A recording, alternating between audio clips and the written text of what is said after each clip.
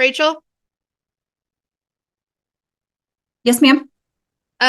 For some reason, I'm not getting the service envelopes on this case, or like e-filings. Okay. We called the clerk and they said to ask you. I'm not sure why you're the person to ask, but the clerk said to ask you about it. Yeah, I don't add service contacts because I don't e-file. So Kim's normally the one that does it, and she's out on vacation, but let me see if I can get you added on there. Okay, I could probably just do it. Wasn't getting like the ad lida. I can see it because I can go into the case to get it. But it I the status report and the like ad litem report and all the other filings didn't go to my email. Okay, well, I can get in there and I can see if I can get you added. All right, thank you. All right, you're welcome. We are here on our status hearing today. We are conducting this through Zoom under a finding of good cause and agreement of the parties. We're live streaming. And let's see, I don't have a court reporter. I need to record. And Judge is I thought Natalie Archer was standing in for Miss Zavala, or is she just doing that on the finals? I think Miss Katie, I think she filed reports on. Yeah, she filed the reports on Pedraza and Martinez. Okay, Yeah. okay, sorry. Yeah. Okay. All right, we'll go ahead and take announcements. Daniel Trout for the Texas Department of Family and Protective Services. Michael Caldwell, my permanency specialist today. We're present ready. Emily Fouts for Paulina Dabrowska, the mother. I have Paulina with me. We are also present and ready today.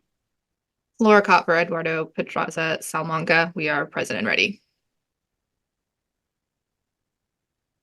All right, and as stated, Ms. Zavala is out on vacation, but she did file a report, which I have reviewed, and I assume it's gone to everybody else. Okay. Then Mr. Colwell, I guess you're here to give us an update. Yes. How do we stand on things?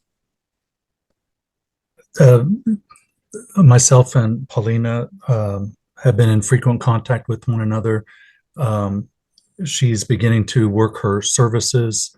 The visitations have gone very well. In fact, she had her first face-to-face last Thursday due to a clean drug screening, except for the methadone, but she's in a methadone clinic, and she provided the prescriptions necessary to confirm. Mr. Caldwell, I know that Dad signed family plans. I know that one family plan was filed for Mom. Has she signed service plans yet, since you said she started them? Not yet. Okay. But Judge, those service plans were filed. Mom's was filed on the 17th. Dad's was signed on the 23rd and filed on the 24th.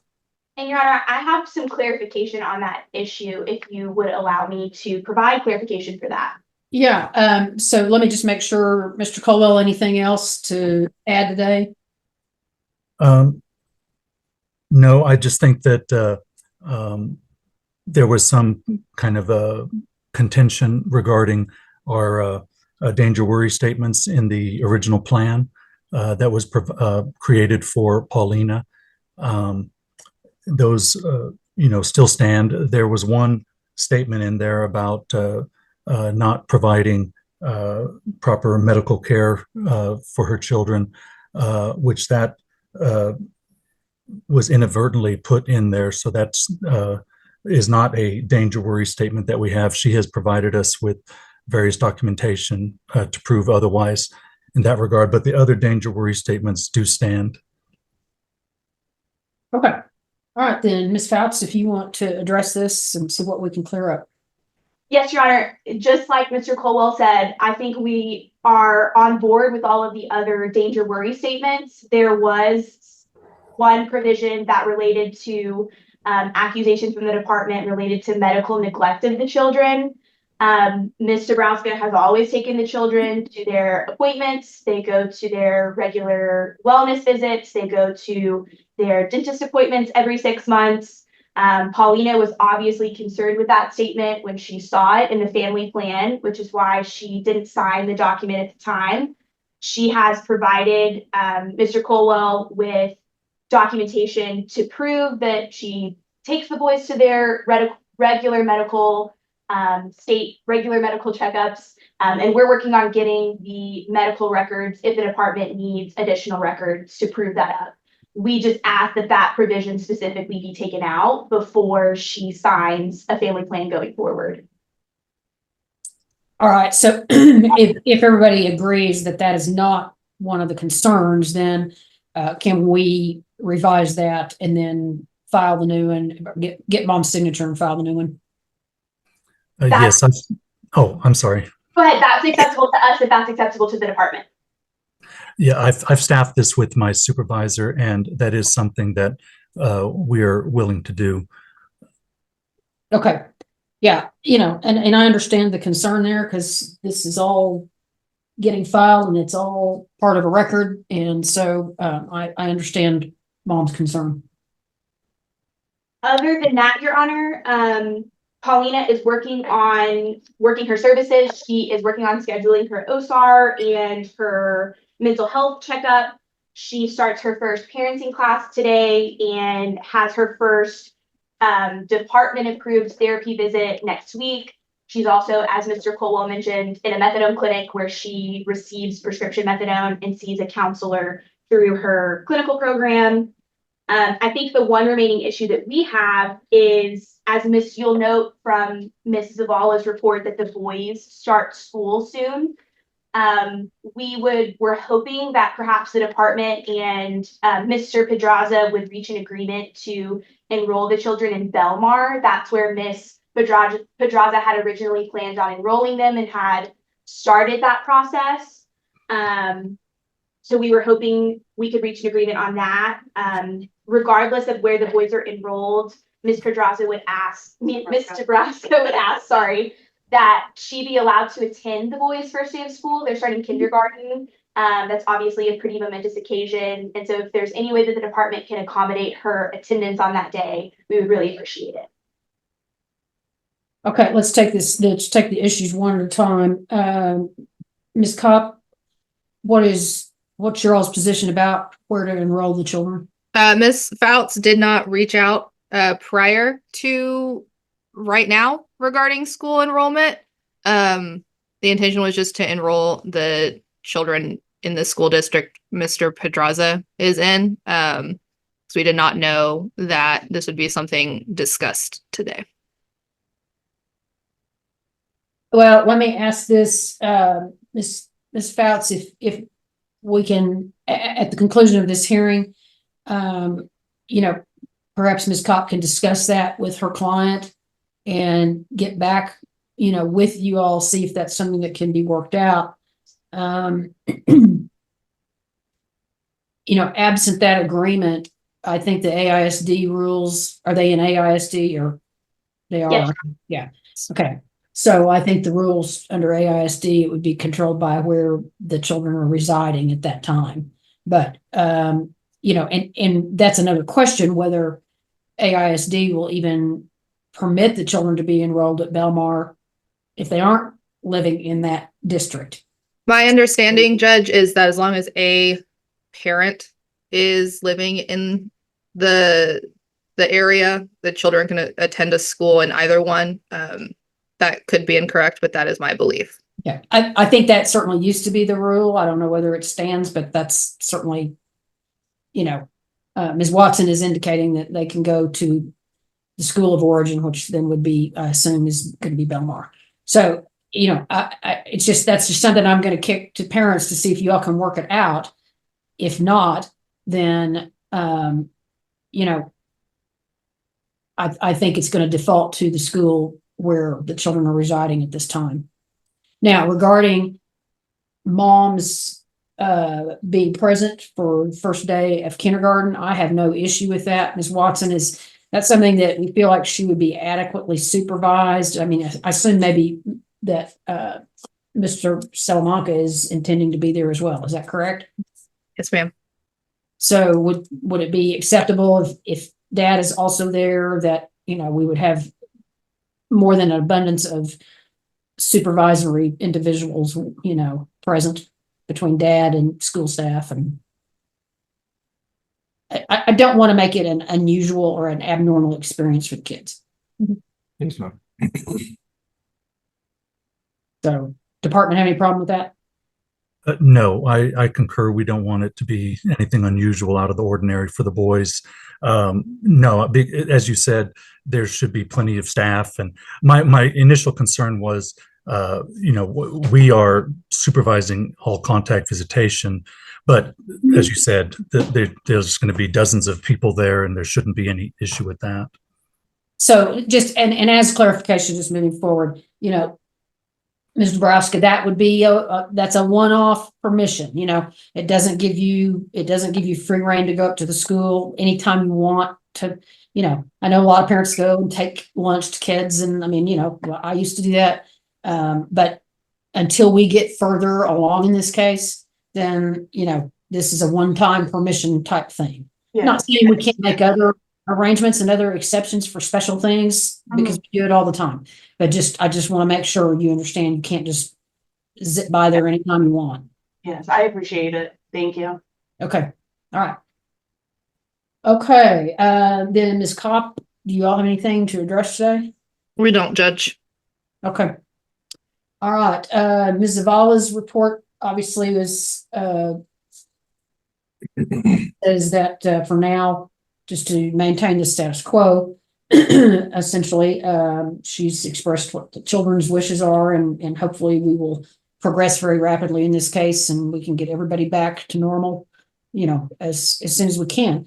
So I was happy to see that we've got some negative UAs coming in, so the in-person visits can move forward as long as those remain negative. So let me address your service plans. I know we're going to make this correction, so I'd like for that to happen as quickly as possible. Then we can get mom's signature on that, get that filed. But at the status hearing, I'm required by law to talk to you all about these service plans. And failure to work your services can result in the children not going home. In worst case scenario, it can result in termination of parental rights. Now, I don't think we're headed in that direction by any means, and nobody wants to go in that direction. But believe it or not, I get asked to terminate parents' rights on a weekly basis, probably, because they haven't worked their services. So they are important. I do expect you to work those services. I'm going to make those a part of the court order today. So it's like any court order. I expect you to abide by it, and I expect you to do the things that are outlined in there. And in particular, stay in touch with St. Francis worker, stay in touch with any department representatives that might contact you. Please stay in touch with your attorneys. They're your best friend through this process. I don't have any inkling or any hint that that's going to be a problem in this case. But just so that everybody knows, those things are very, very important. All right, then. Judge, just one thing real quick. I know Ms. Zavala's, she mentioned about dad needing Social Security card, birth certificates for enrollment. Have they, from Ms. Kopp and them, have y'all got that? Or y'all I have not gotten it yet. I was going to reach out to Ms. Fouts today to follow up on it. Okay. Okay, so if y'all can discuss that as well and try to get those things arranged. I encourage you all to work together on these things, and your attorneys are used to dealing with these issues. They might have some, creative thoughts about how we handle those things, and how you guys sort of keep that playing field level, because you've obviously demonstrated in the past that you can co-parent your children. And, we don't want to do anything that's going to disrupt that, because the day is going to come that we're going to be out of this, and you all will go back to your co-parenting. So, we would like to keep that relationship very much alive. Thank you. Okay, then will continue the department as temporary managing conservator, continue the children's placement. I'm going to order the service plans as an order of the court. I would make a finding that it would be a continuing danger to return the children home to the mother at this point in time. So we'll keep placement with the father, and find that the department's using reasonable efforts to reunify the family. And I will see everybody back on December 3rd of 2024, and that'll be on a 9:00 docket, and that'll be our initial permanency hearing. So we'll, it's just a review. We'll see where everybody stands on their services, what kind of progress we're making. If we've got any problems, we can address it. You know, usually that time of year, issues come up about the holidays. So, you know, if there's going to be any problems there or anything we need to talk about, we can do it in advance. So, okay. I appreciate y'all. Thank you very much. And I'll see you back in December. Thank you. All Thank right. you, Judge. Good luck Thank with you. the review hearing. We're conducting this through Zoom. We're live streaming and I'm recording to the Zoom cloud. So if you need a copy, let me know. Okay, we'll take announcements. Daniel Trout for the Texas Department of Family and Protective Services. Nerti and Granny is my permanency specialist. We're present ready. Natalie Archer for the mother, Danielle Jones, and I'm present representing her on her behalf. Ken Araujo for the father, Leonardo Martinez. I am present. He is not here today, but we're ready to proceed. All right, and Ms. Zavala is not present today, but she did file a report with court prior to her leaving for vacation. So I assume everybody's seen that as well. Okay, Ms. Ongranny, good morning. If you want to Good give morning. an update, that'd be great. Yes. Update about baby Leo is doing well in placement. Medical is up to date and well bonded with family. Daniel Jones has a zero contact with St. Francis as well as the baby. And she's not doing any services. On July 24, family reported that Ms. Jones is at Lake Charles, Louisiana to start a new life from the posting on the Snapchat. And as far as baby, no, as far as dad, I think on July 16, due to the grief of losing brother, Mr. Martinez has been referred to BSA hospice for grief counseling. And I'm not sure if he is there yet. I haven't got an update on that. On July 22nd, he went to register with Synacor to get outpatient services on rehab. I got a report on July 25th from parenting class that he still have 2 classes remaining and 1 class of drug education program. And the drug result on the hair follicle is still positive with cocaine metabolite. And UA is still positive with marijuana. I can see here, Judge, from the hair follicle that Mr. Martinez took since November, it shows decrease of the level of cocaine and also with marijuana. That's all I have. Yeah. Okay, that was going to be my question. So good. All right, and he is staying in contact and Yes. he is in compliance with his service plan. Is that correct? Yes. All right, thank you. Ms. Archer? I did try to email my client the link for today's hearing. I also called the number I had for her. It's been disconnected. Nerti has been great communicating with me about her efforts to find her. But I've still not been able to talk to my client. Okay. All right, Ms. Narambo. I have no questions, Your Honor. Okay, anything to report today on behalf of your client? Mr. Martinez is currently at visitation, which is why he's not present here, but he did report to us that he plans on going to Centacor again today.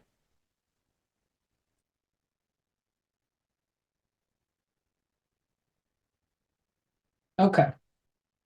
All right, and Ms. Zavala's report was basically to keep doing what we're doing. Child is doing well in placement, and her recommendations to continue placement, and we keep working with dad. Ms. Archer, I don't know if you can try to reach out to her via some kind of social media, maybe. And you may have tried that already, so. I'll keep making a list of my efforts and All right, that's all you can do. Okay, then we will continue the department as temporary managing conservator and continue the child's current placement.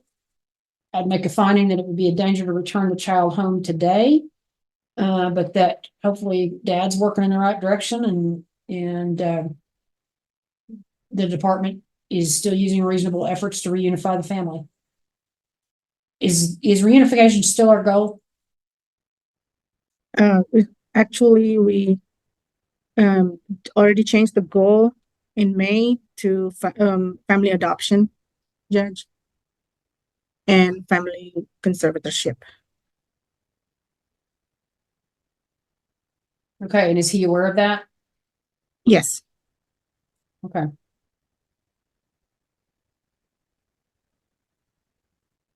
Child's in a foster home, but are they related or is, Yes, and an uncle, maternal. okay. Yeah, kinship placement.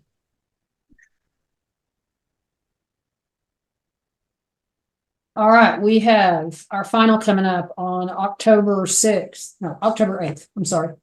October 8th. On a 9 o'clock docket. Definitely want y'all to go mediate. We have not extended the case yet. So I guess when we get closer to that time, we'll see where we're at. But I think let's mediate before, say, well, why don't we just say before October 1st?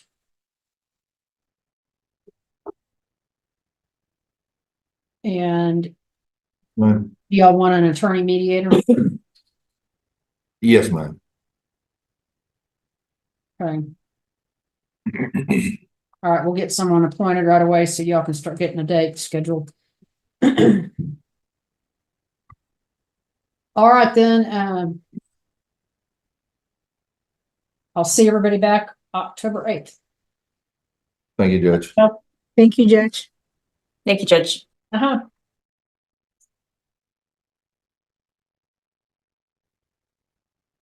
Mr. Novak, I assume that it would be unnecessary to ask if you're expecting your client today. I'm not. When you asked, does anyone need a breakout room, I was fixing to say, yeah, with my client, but I don't think that's possible. Thank you, Judge. We are here today set for our final in this matter. We are conducting this through Zoom under a finding of good cause and agreement of the parties. We are live streaming, and Ms. Galvan is making our record today. All right, we'll go ahead and take announcements. Daniel Trout for the Texas Department of Family and Protective Services. We're present, ready, Your Honor.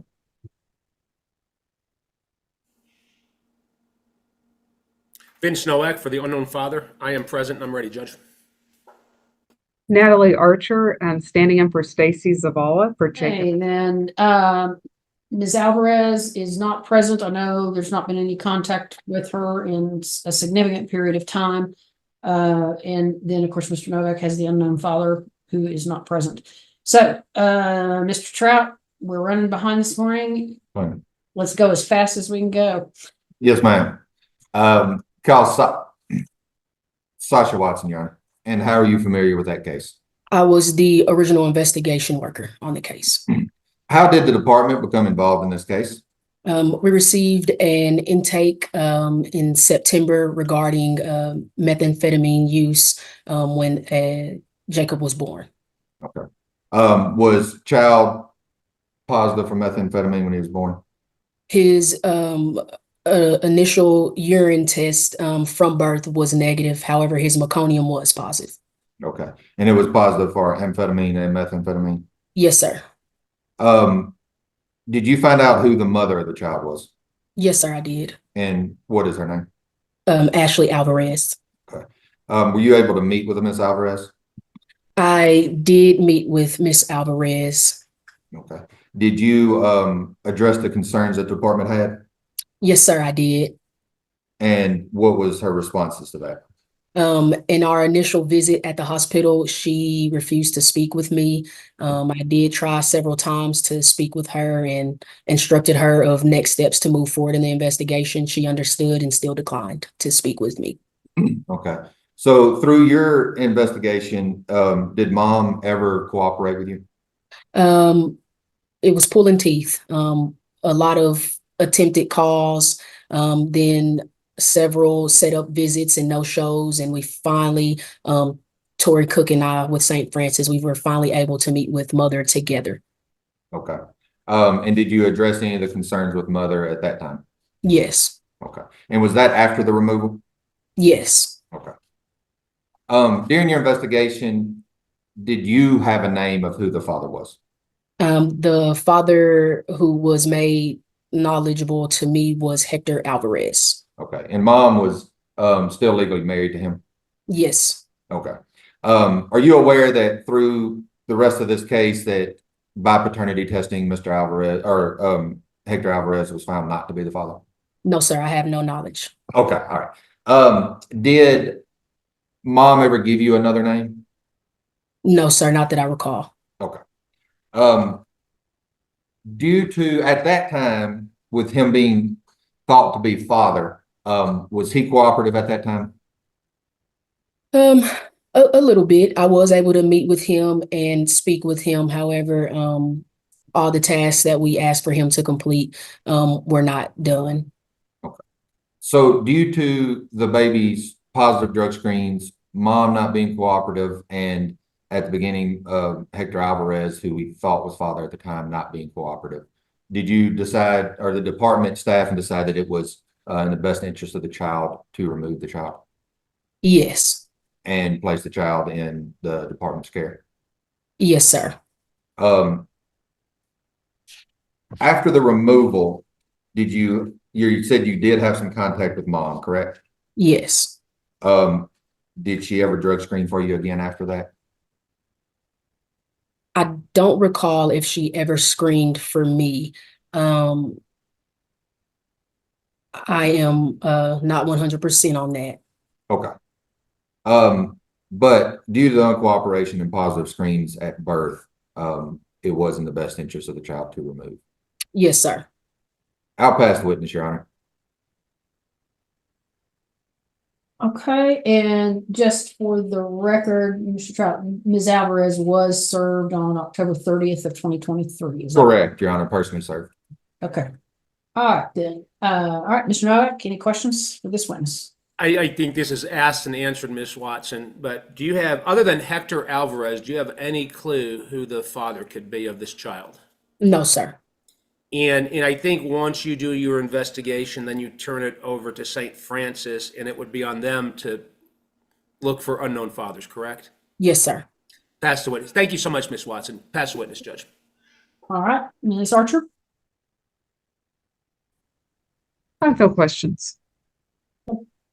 All right, is Ms. Watson free to leave at this time? No objection, Your Honor. Okay, Ms. Watson, thank you so much for your time. You're free to go on about your day's business. Thank you. You guys have a good one. Thank you, too. Ms. Watson. All right, you can call your next witness. Call Tori Cook, Your Honor. And how are you familiar with that case? I am the permanency specialist for that case. And when you receive a case, do you do family plans of service? Yes, sir. And tell me what those are. What her plans are or what a family plan is. In general, what's the family plans of service? We give them services to complete to hopefully reunify the children with our parents. And were family plans done in this case? Yes, sir. And were they made an order of the court? Yes, they were. And they were filed with the court? Yes.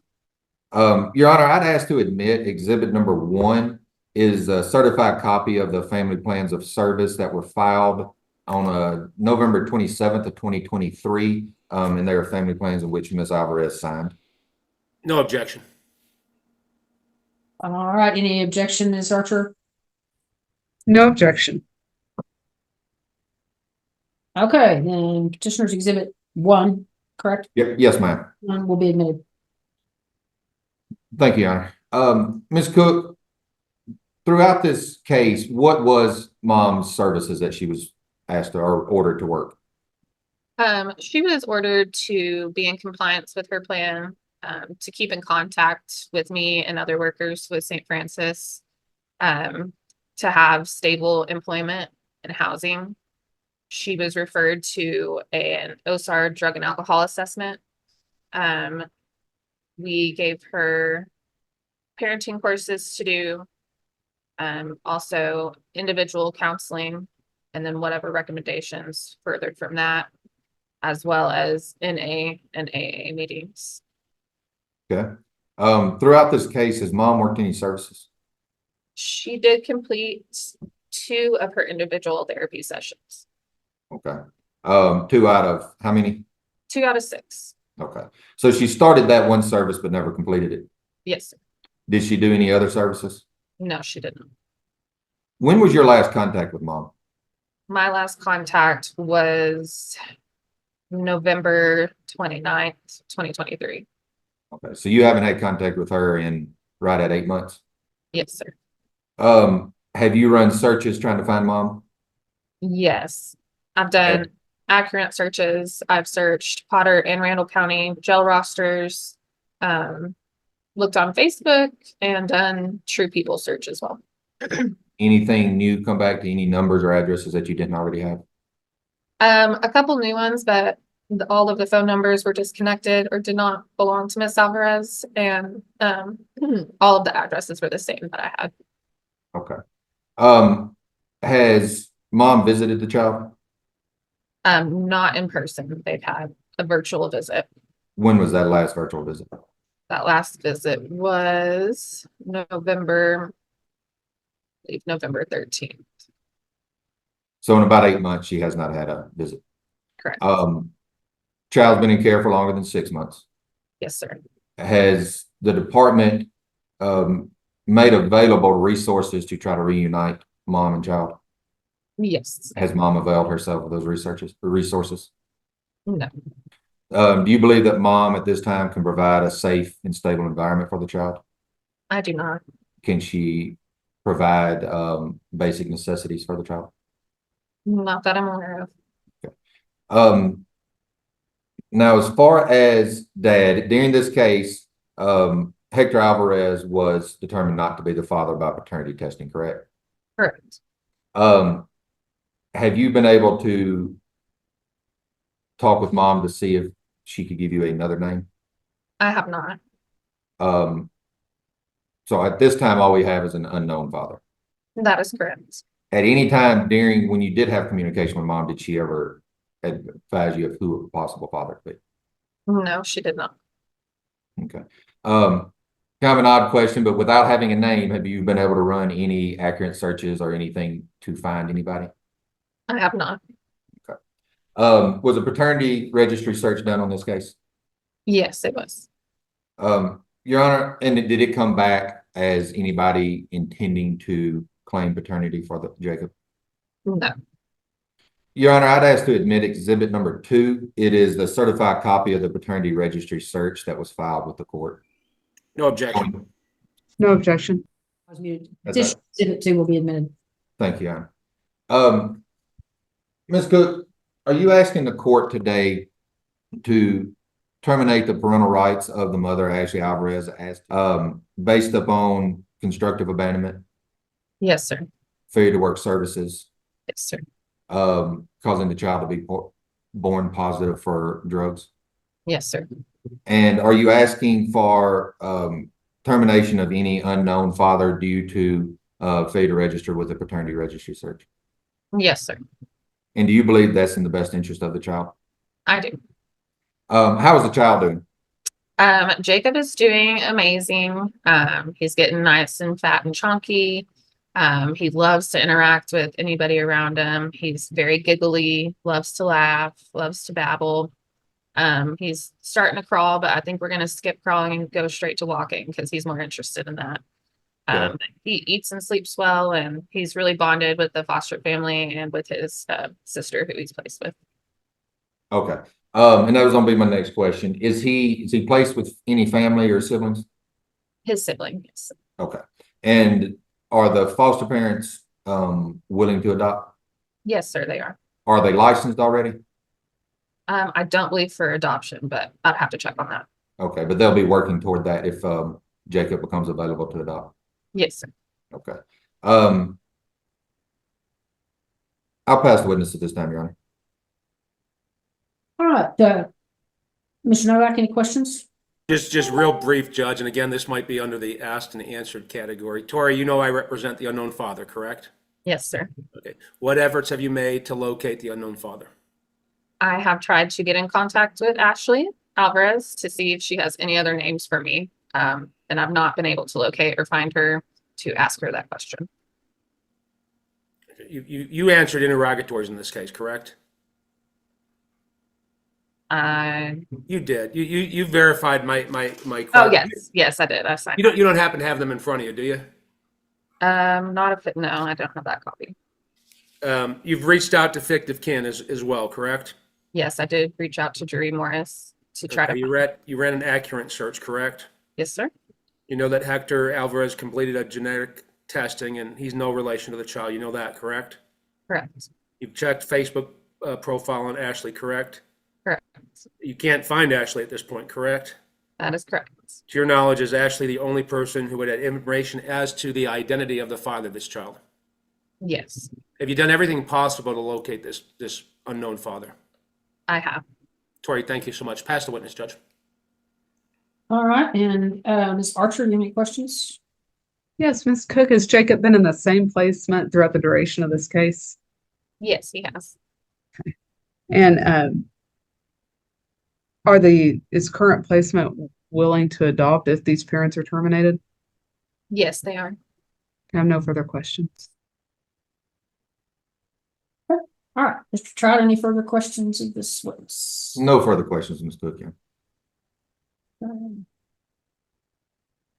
Anybody else have any other questions for Ms. Cook? No questions, Judge. All right, then, Mr. Trout, any further witnesses today? No further witnesses, Your Honor. We'd rest. Okay.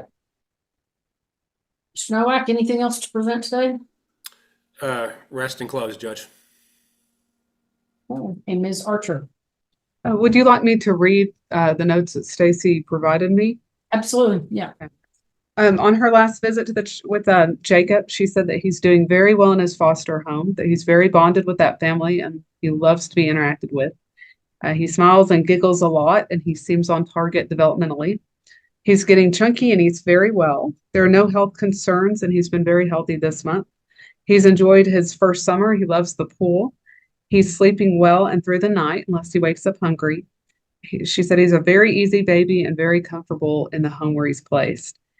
She also said that she has tried to get a hold with the mother as well, that she has not been able to locate her or contact her since November of 23.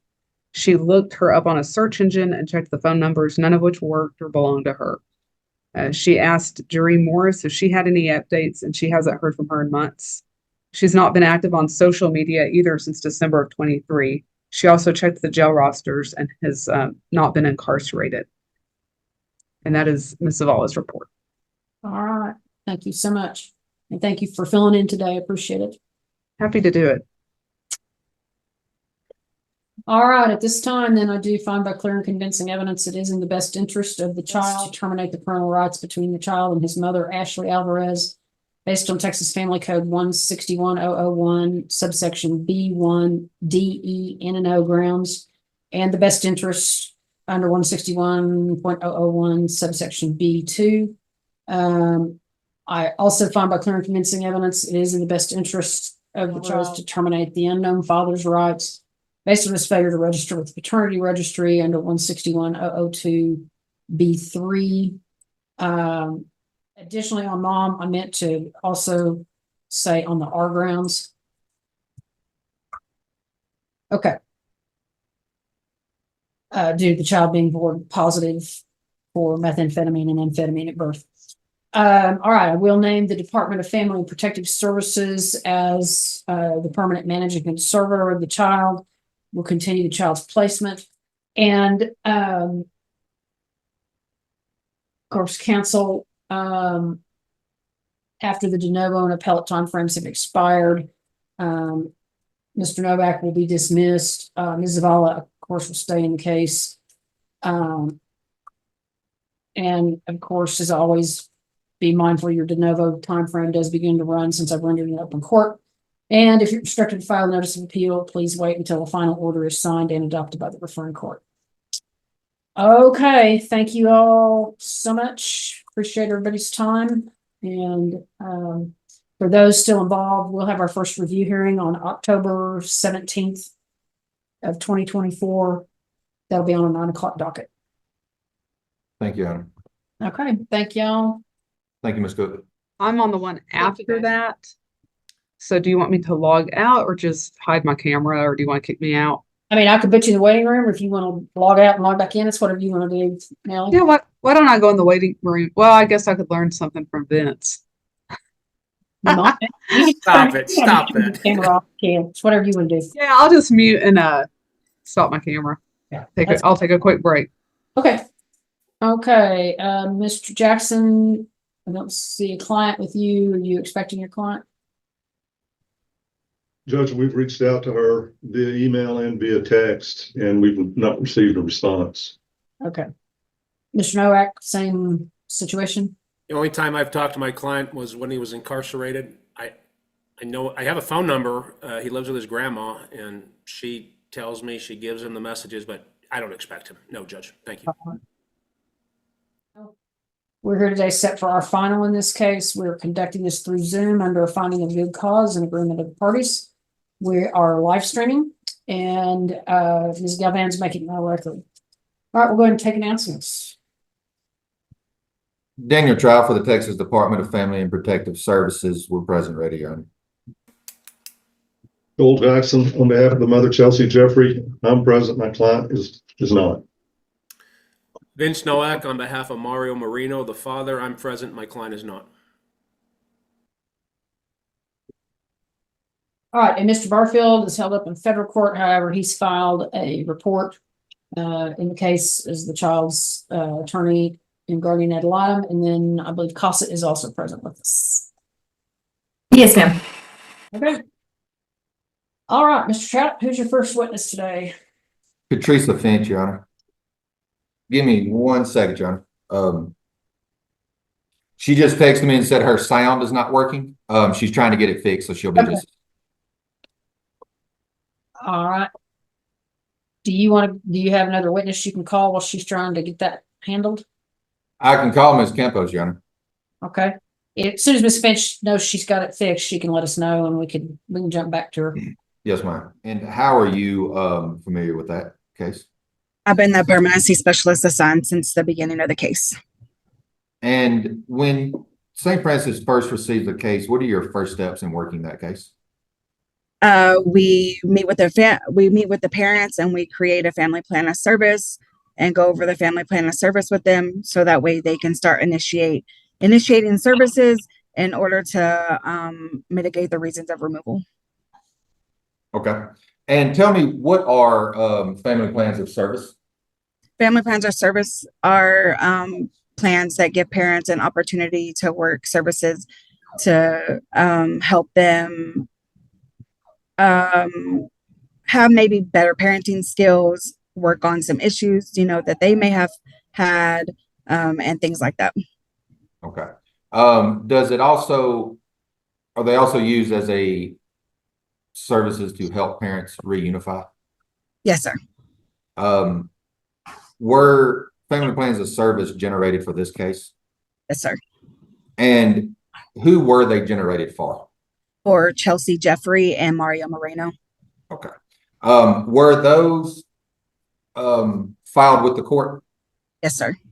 Did parents sign these? Yes, sir. Both parents signed their family plans? Yes, sir. Okay. And were those family plans, were they made in order of the court? Yes, sir. And were parents, they did sign them, but they were aware that they would have to work services throughout the case? Yes, sir.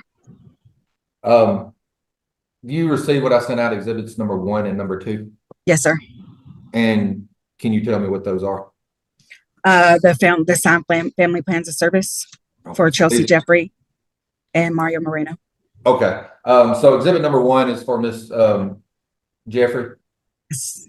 And exhibit number 2 is for Mario Moreno. Yes, sir. Were these made in order of the court? Yes, sir. Your Honor, I'd ask to admit exhibits number 1 and number 2. They are the family plans of service that were filed with the court that were just testified to. All right, any objection? No objection. No objection. All right, petitioners exhibit 1 and 2 will be admitted. Mr. Barfield has just logged in and joined us. Thank you, Your Honor. And I also have Ms. Lawrence in the waiting room. Do you need her? Or is she also just?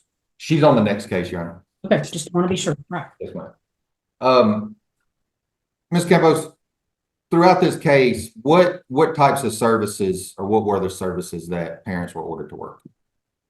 For Chelsea, Jeffrey, compliance with the family plan of service, contact with me, parenting classes, individual counseling, OSAR assessment,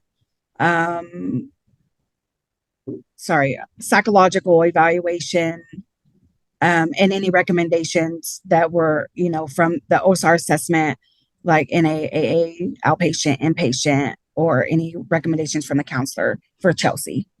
Okay. Did you mention individual counseling also? Yes, sir. Okay. Throughout the life of this case, has Chelsea Jeffrey worked any services? No, sir. Has she started any services? No, sir. Has she ever drug screened for you?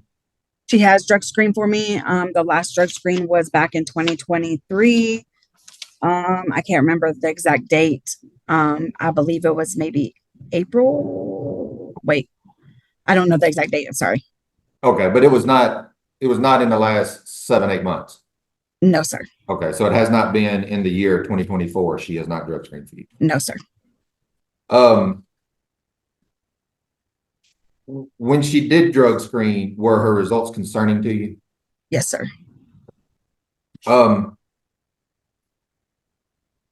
Did she ever do an OSAR? No, sir.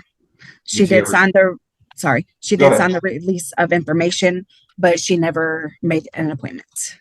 Okay, and I think I interrupted you some there. You said she did sign the release of information? Uh-huh. Okay, but she never did her OSAR? No, sir. Okay. Did she do any individual counseling? No, sir. Does she have a stable home? No, sir. Okay. Do you know where she lives at this time? She was living in a trailer behind her mom's house.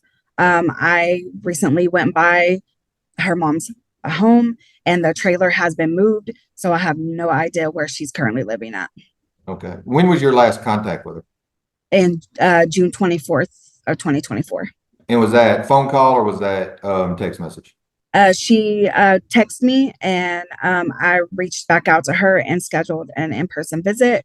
I went and saw her and the visit did not go very well. Chelsea became upset and hostile and I ended the visit. Okay. And when you say in-person visit, that wasn't just with you, that was with the children? Is that No. what you mean? No, just with Chelsea. Like we have to do monthly in-person visits with parents. Okay. As well. Okay. So you're just talking about you and Chelsea meeting? Yes, sir. Okay. And in what way do you mean it didn't go well? She became upset when I referenced the girls being in San Antonio area. She was saying that I had no right to move her kids and things like that. And it just became a very, she was very, very upset that I had moved Kiara that way so she could be closer to her sister. Okay. Does mom have regular visits? Oh, visits. She has not had any visits since August of 2023. Okay. And why were those stopped? Due to her drug use. She was making saying irrational things, saying that she was going to take Kiara back home with her. And at that time, it was decided that we needed to stop visits for the safety of Kiara. Okay. And throughout the case, she hasn't worked services. At that time, was she attempting to do any services? We had got her set up with virtual parenting classes. Okay. And she kept saying that the link and stuff would not work. So we tried to help her as much as we could get those set up, and she never started. Okay.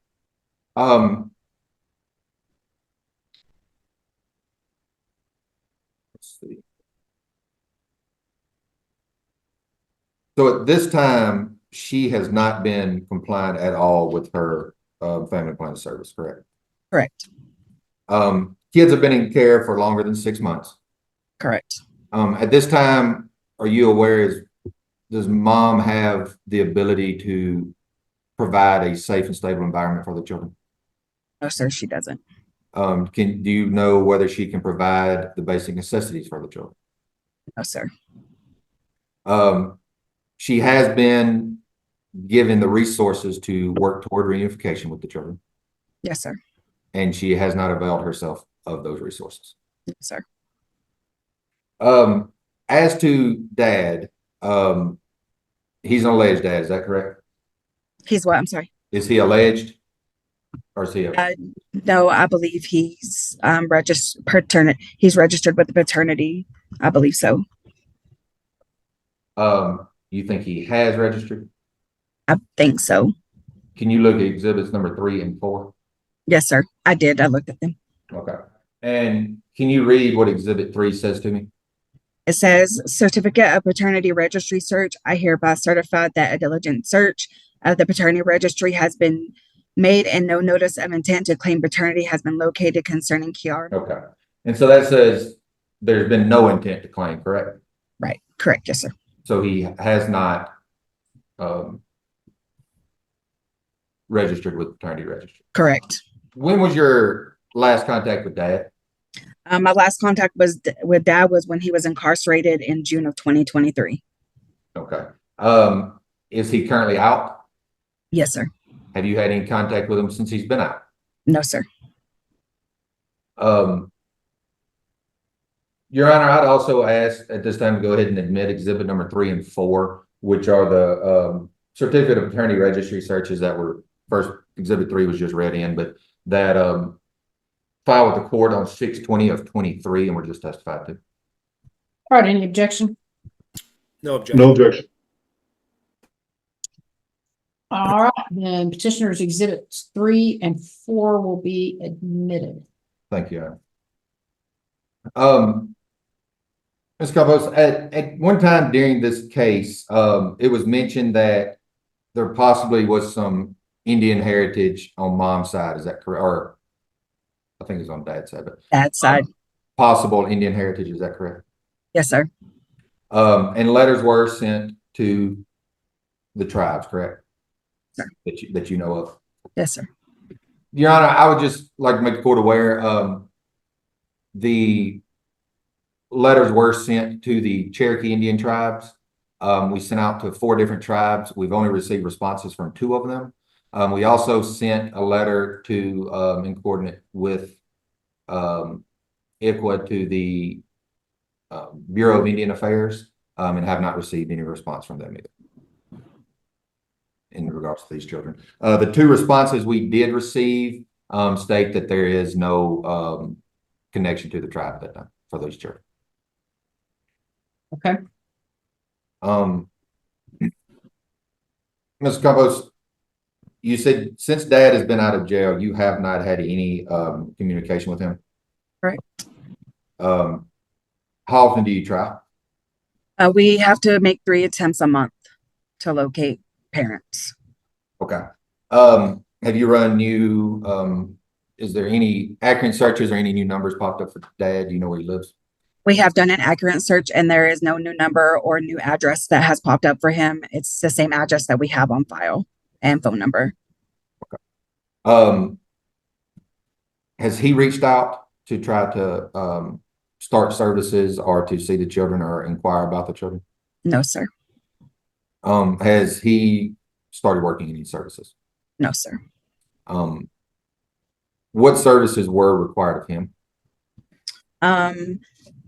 Housing, stable housing and employment, OSAR assessment, individual counseling, psychological, comply with the department, contact with the department, a social support system, and I believe that's it.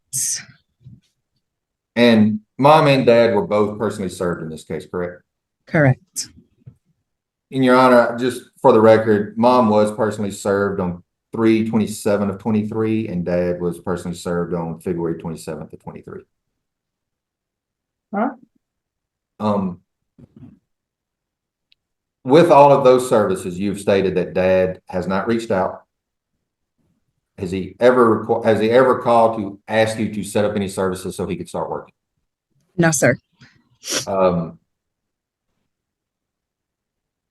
you said you do not currently know where he lives? I know that he resides in Pampa, Texas, and I believe he lives with his grandmother. But that's all I know. Okay. Have you tried to reach out to grandma to see if he's there?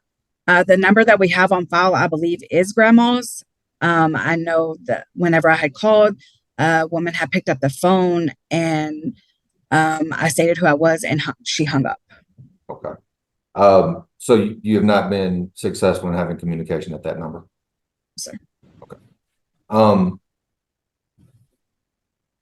Is the department today asking to terminate the rights of the mother and the father as to the two children?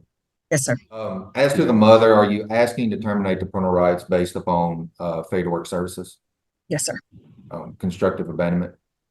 Yes, sir. As to the dad, failure to register with paternity registry search? Yes, sir. And failure to work services? Yes, sir. Constructive abandonment? Yes, sir. And you do believe that's in the best interest of the children? I do believe that's in the best interest of them. Where are the children right now? They are both placed in the San Antonio area, in different homes, of course, but they are closer together. They have been able to see each other, and things have been going very well with them. How are the children doing? Anaya is doing very well. She's thriving. She's walking. She's progressing, and she's getting really big. Okay. Kiara, how is she doing? Kiara is doing very well as well. She's adjusted to that placement. She's been there for a couple months, for a few months, and she's adjusted. She really likes it, and she's doing well. Okay. Medical issues with Anaya, are they doing okay? Yes, the foster home has met all of her medical needs, and continue to meet all of her medical needs. Are these placements, are they willing to adopt the children? So we do have a selected adoptive family to place both girls in, because we want them together. Mm-hmm. And one home is only a certain type of home. Anaya's home is only a certain type of home, and so they are not willing to take in Kiara. Okay. So right now, the respective foster homes they're in are not adoption motivated, but there is a family that's willing to adopt both children if they are available to adopt. Yes, sir. Okay. And they're aware of medical issues. They're capable of taking care of those issues. Yes. The selective adoptive mom is actually a nurse. So yes. Okay. All right. And do you believe terminating of the parental rights and allowing that to proceed would be in the best interest of the children? Yes, sir. I do. I'll pass witness at this time, Your Honor. All right, Mr. Jackson. Thank you. Ms. Campos, in fairness to Chelsea Jeffrey, wouldn't it be accurate to say that she has struggled with mental health issues throughout the pendency of this case? Yes, sir. And I believe on at least one occasion during the pendency of this case that she was placed in the pavilion. Is that your understanding? Yes, sir. Has that happened on more than one occasion? Not that I'm aware of, no, sir. Okay. And I don't know whether I had this information, whether I received it from you or someone else, but it was my understanding that she was also diagnosed with schizophrenia. Is that your understanding? Yes, sir. Okay. And there'd also been an issue with her being on her meds and staying on her meds. Is that correct? Yes, sir. Okay. Did you ever have an opportunity to address that with her? Whenever I had met with her, this last time, like I said, it did not go very well. I did not get very far with her about anything, so I have not addressed that with her. No, sir. Okay. Pass the witness, Your Honor. All right, Mr. Nowak.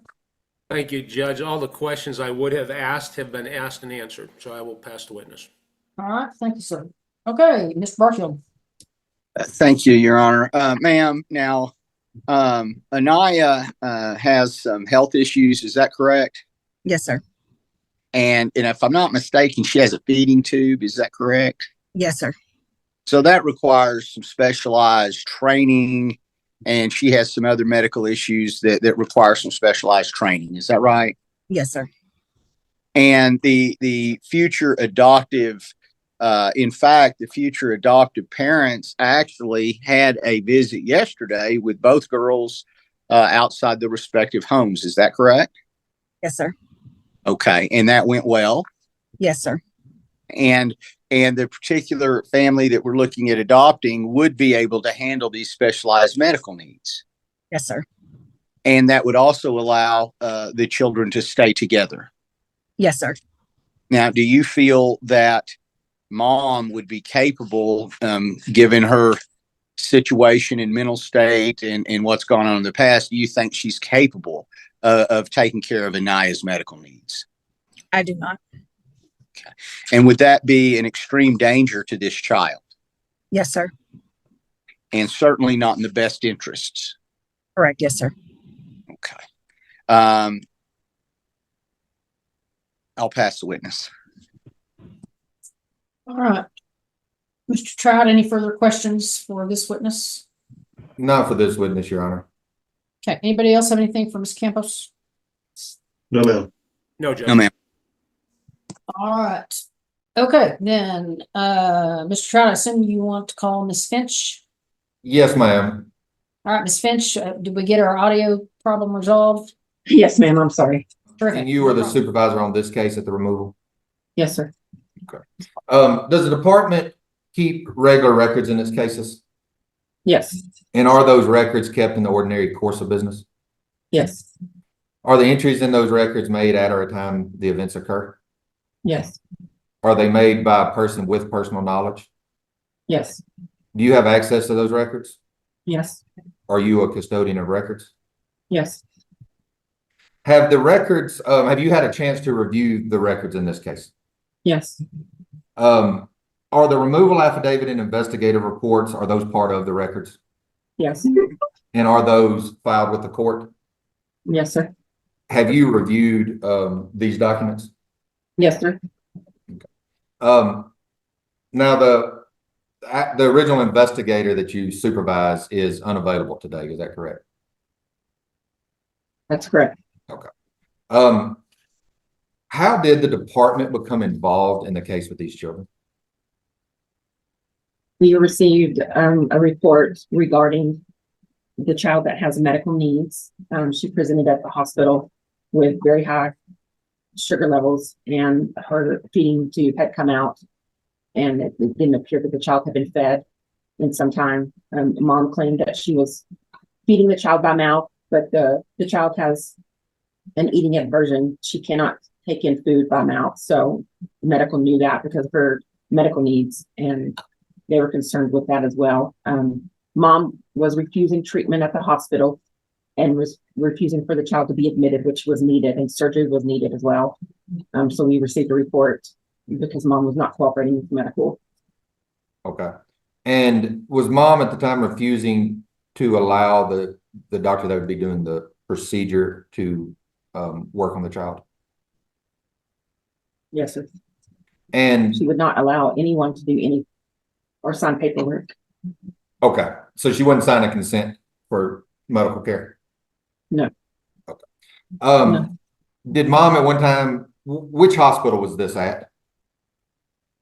Northwest Texas Hospital. Okay. And was mom mentioned moving the child over to BSA hospital? She did mention that she wanted to move the child over. At one point, though, she was advised that the same doctor, attending doctor, and the same surgeon would be attending the child at that hospital. Okay. And throughout the investigation, it went on for a few days. Is that correct? Yes. And during that time, mom was refusing, the feeding tube was still out. Yes. And during those couple of days, was the child eating?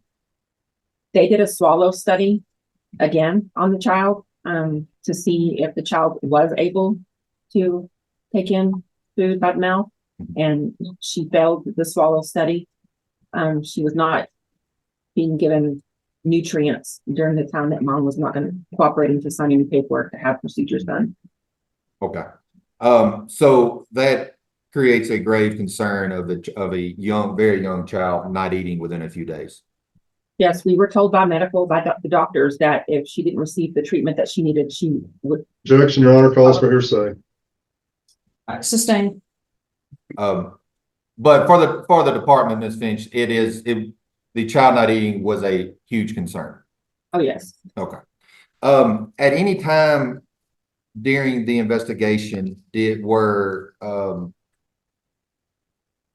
discussed with mom any drug issues? Yes, mom admitted to using marijuana, and she admitted to using meth twice a day. Okay. During these times, do we know where the children were? She said that she would smoke the marijuana while she took the trash out, and the kids would be inside. She said that she couldn't remember where the kids were when she would do the meth, but that she was not around them. Okay. And during this time, mom was the sole caretaker of the children? Yes. Okay. Did mom ever state how long the feeding tube had been out? She said that the feeding tube had fallen out the day before she presented at the ER. However, she also told my investigator that she had not been using the feeding tube for about a month and a half to 2 months prior to the tube falling out. Okay. So, other than it being a concern, the child had not eaten within a couple of days that we knew while she was in the hospital. We're not exactly sure how long it had been since that child had eaten a full meal or gotten nutrients. Correct. Okay. Due to the admittance of the drug use while being the caretaker and the medical issues that mom was not letting be addressed, was a removal requested based upon medical necessity and drug use? Yes. And do you believe that was in the best interest of the children? Yes. I'll pass the witness, Your Honor. All right, Mr. Jackson. No question, Your Honor. Well, Mr. Nowak. Thank you so much, Judge. Catrice, it's always good to see you. Have you had any contact with Mario Marino at all? No. Thank you, Catrice. I pass the witness, Judge. All right, Mr. Barfield. No questions, Judge. All right, Mr. Trout, anything further of this witness? Nothing further at this time, Your Honor. All right, anybody else have any other questions for Ms. Finch? No, Your Honor. No, Your Honor. All right. Is Ms. Finch free to go ahead and be excused this time? Yes, Judge. No objection. No objection. All right, Ms. Finch, thank you very much for your time this morning. You're free to go. Thank you. Thank you, Catrice. All right. Mr. Trout, do you have any further witnesses? No further witnesses, Your Honor. Okay. Department rest. Department rest. All right, Mr. Jackson. No witnesses, rest and close. Okay, Mr. Nowak. It's just tough to represent a client who you can't talk to and who doesn't accept services that are being offered. Sorry for that sidebar. Rest and close, Judge. All right, sir. Mr. Barfield, anything to present today? Just a recommendation to the court, Your Honor. Okay. All right, you can go ahead and give your recommendation. Thank you, Judge. Your Honor, my recommendation is the department be named permanent managing conservators of both children. I believe the parental rights should be terminated so that these children may be placed together and adopted. I believe that would be in the best interest of both children. That is my recommendation to the court. All right, thank you, sir. And Casa. Thank you, Your Honor. Both girls are doing fantastic in their placement. Like Ms. Campos said, Anaya has started walking and is doing fantastic. I think the video that I got was close to 2 minutes of her walking around Placement's house, which is just completely unimaginable from where she started at the beginning of this case. She is thriving where she is. Kiara is also doing fantastic in her placement. She just went and got new glasses and is very happy to tell me that they are her favorite color and they are pink. She is doing fantastic there. She enjoys getting to see her sister. When I had spoken with her, she had just been to the aquarium with her sister and enjoyed that very, very much. This prospective adoptive placement is amazing. Mom is a nurse and is absolutely capable of taking care of any medical needs that come up for Anaya and any concerns in that regard. I do recommend that parents' rights be terminated and that the department be granted PMC until adoption can be achieved. All right, thank you very much. All right, then to start with, I'm going to find that the children are not Indian children as defined under ICWA.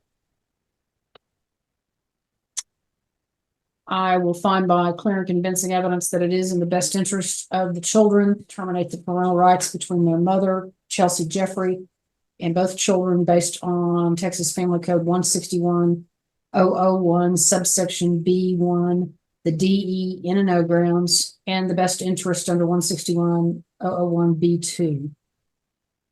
I will adjudicate Mario Moreno as the father and establish the parent-child relationship between them. I find by clear and convincing evidence, however, that it is in the best interest of those children to terminate the parental rights between the children and Mr. Moreno under Texas Family Code 161.001, subsection B1, the N and the O grounds, and the best interest under 161.001, subsection B2, and his failure to register with the paternity registry under 161.002, subsection B 1 and 2. Okay, actually not, I'm sorry, just 2, not 1. He was personally served, correct? Correct, John. And Mr. Nowak filed an answer on his behalf. Okay. Correct. All right. I'll name the Department of Family and Protective Services as the permanent managing conservator of both children. And I will continue their placements and want us to move forward with the prospective adoptive family as expeditiously as we can. Casa, do you wish to remain in the case?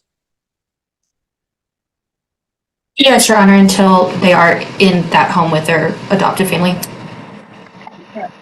All right, so I will dismiss all court-appointed attorneys after the de novo and appellate time frame expires. Counsel, of course, be mindful that your de novo time frame begins to run since we've rendered an open court. And as always, please do not file a notice of appeal if you're instructed to do so until the final order has been signed and adopted by the referring court. Obviously, let's see, Mr. Barfield will remain in the case as the child's attorney and guardian ad litem, and then Casa wishes to remain, so I'll leave them in the case as well. Okay, for those still involved, our next hearing will be on October 17th, 2024, and that'll be on a 9 o'clock docket. Okay, appreciate y'all. Thank you, Judge. Thank you. Okay. Thank you Judge, for your patience. Judge, are you back at your desk bench? Thank you, Judge.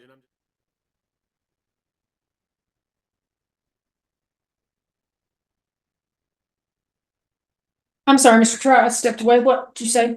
I was just saying if you were back at the bench, I wanted to see if we could have a bench conference with you real quick. Sure. Let's see. Let me get. Okay, department folks, please go back to room 1 with Mr. Trout. We're going to be set for our final. Under finding the clause in the parties were live streaming, and Ms. Malvan is making. Okay, we'll go ahead and take announcements. Daniel Trout for the Texas Department of Family and Protective Services. We're present, ready, Your Honor. Vince Nowak on behalf of the child judge, and I'm appearing today on behalf of Stacy Zavala. Natalie Archer for Nikki Sweezy. She originally went by Deanne Reyes in this case, and I'm her attorney ad litem. Maureen Lucero on behalf of the mother, Miss Sweezy, Your Honor. I am her guardian ad litem. I'm ready. Okay, and Mr. Arredondo Jr. Is not present today, and Mr. Trout, was he ever personally served? He was never personally served, Your Honor. He did appear at the, I believe it was a status hearing. Let me go back and just double check. I think you may be right though. Yes, he appeared at the status hearing.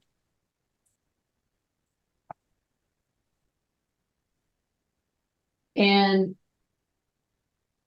no, okay, and that was it. But all right, he never requested an attorney.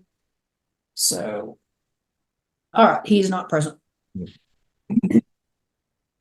right, Mr. Trout, my understanding in a bench conference, the department's got a motion to make today. Yes, ma'am. We'd asked for an extension in this case, Your Honor. There's some new information that's come to light as far as getting this case resolved. I believe placement will possibly be hiring an attorney that may intervene into the case and give us time to get this mediated and try to get this case, as far as mom anyway, get this case finalized by an agreement if we can get to that during a mediation. But it's some new information that kind of came to light in the last few days for me that I would ask for an extension in order to take care of that. Okay, and the department's got reason to believe that mother wants to work this out with placement, and we would all agree that at this point placement is just a few days shy of having had the child for the required 12-month period of time. Is that correct? Yes, ma'am. I think we're around 10 days or so shy of that. And I believe if the agreement can be made, which it sounds like is going to be able to be made, agreement with placement and possibly relinquishment from mom to get this case finalized on her side. Okay. All right. Okay. Well, as you all know, the court is always in favor of those kinds of agreements and parties working it out and a relinquishment as opposed to proceeding with involuntary grounds. So let me just ask Ms. Archer, Ms. Lucero, on behalf of the mother, are you all comfortable with the extension and think that's in the best interest of your client? We are, Your Honor, or I am, Your Honor. Yes, Your Honor, I am too. Okay. And then Mr. Nowak, I know you're standing in for Ms. Zavala, but you have any reason to believe that Ms. Zavala wouldn't find this in the child's best interest? I think adoption is always a good thing and agreements are always good things. Judge, I think that Stacy would agree to this. Okay. Thank you. All right. Okay. I suspect that she would as well. So I will find that there are extraordinary circumstances to warrant the extension in the case so that this can move forward in hopefully a very agreeable and positive manner. And so we will grant that. Mr. Trout, I don't know if you've got a new dismissal date calculated, but I do. February 7th of 25, yeah. Okay. So new dismissal date, February 7th of 2025. And I will go ahead and at this time order you all to mediation. I realize that Mr. Hamker and his clients may be filing an intervention very soon, but if they do become parties, obviously they would be subject to that same order for mediation. And we'll get somebody assigned to mediate the case. We are scheduled for another review hearing on October 17th. I would like for y'all to maybe have the case mediated by, October 1st. I'll tell you what, why don't we say October, look at the calendar, just a minute, 11th, that's a Friday. And then, if everything's wrapped up, then we could go ahead and proceed to a final on that day. So what I'd like to do is schedule that as our final, knowing that if something happens, we've still got till February. Right. And Your Honor, I know we did a review hearing, I believe, May 30th, I think, last review. I think the October date's gonna be a little far out from a review. Do you want to go ahead and do a short review today? Yeah, that'd be fine. Let's definitely do that.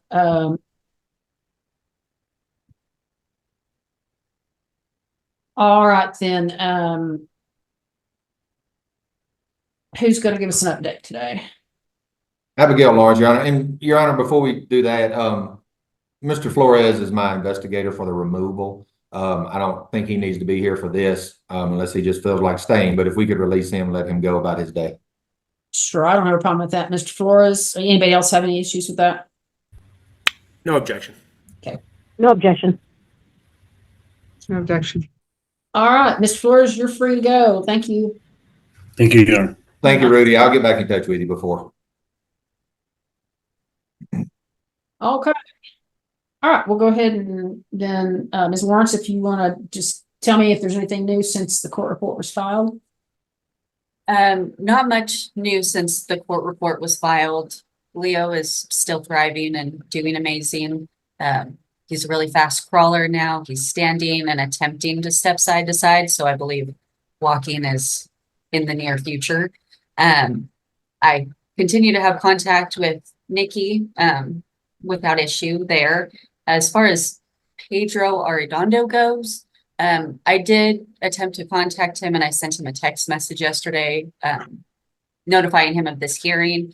He did tell me that he is on a boat in the Bahamas and he wouldn't be able to get back with me until he got back to land. So there's been no update on progress on his part. Okay. Okay. Ms. Archer, anything to add today? No, I'm just happy that Ms. Sweezy is doing fantastic and she is just thinking ahead to the best interest of the child.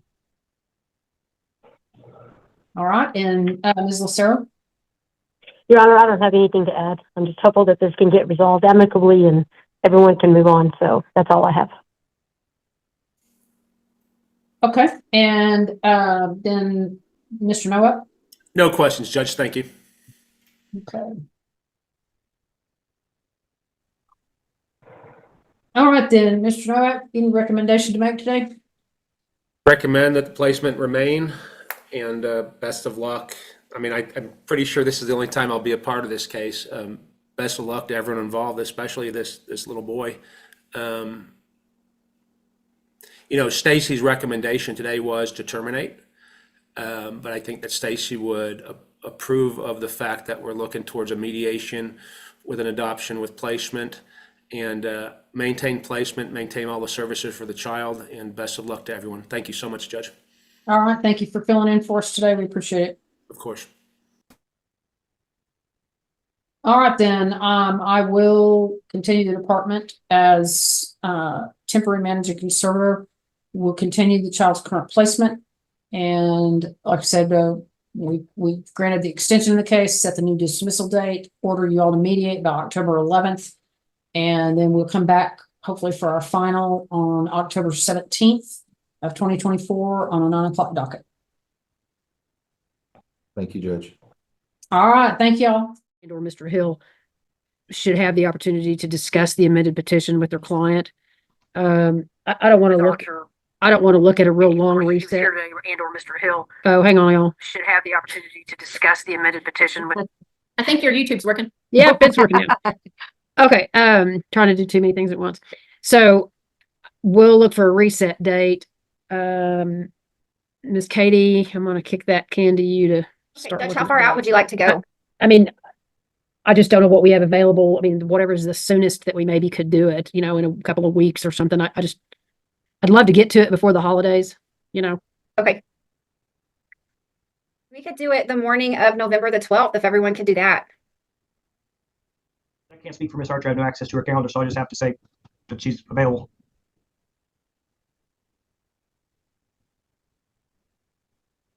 We can set it and we can double check that date. And are we treating this as a reset, or it's not a call and recess, is it? No, this be a reset since we Okay. extended the case last time we were together and we set the new dismissal date. And so we did not, I don't show that we called the case, is called the final at that time, so. Okay, the reason I asked is we already have a reporter that morning. Okay. So Amy wouldn't be on the hook for that morning since her schedule doesn't allow for that right now. Okay. So we're talking about, I'm sorry, November 12th? November 12th at 9. Okay. Everybody else good with that? I'll just say Daniel is. Yeah. If he's not, I'll cover. We're here set for our final hearing. We are conducting this through Zoom under a finding of good cause and agreement of the parties. We are also live streaming, and Ms. Galvan is making our record today. Okay, we'll go ahead and take announcements. Daniel Trow for the Texas Department of Family and Protective Services. We're present, ready, Your Honor. Natalie Archer for the mother, Nikki Sweezy also goes by Deanne Reyes. Maureen Lucero as guardian ad litem for Miss Sweezy, also known as Miss Vegas, Your Honor. Stacy Zavala on behalf of the child. All right. All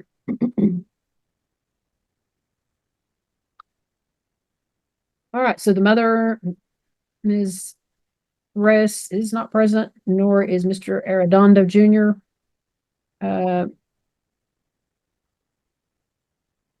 Anybody expecting them to be here today?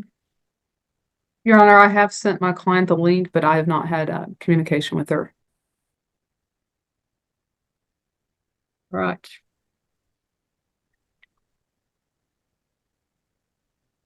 Okay, then, Mr. Trout, how many witnesses do you have today?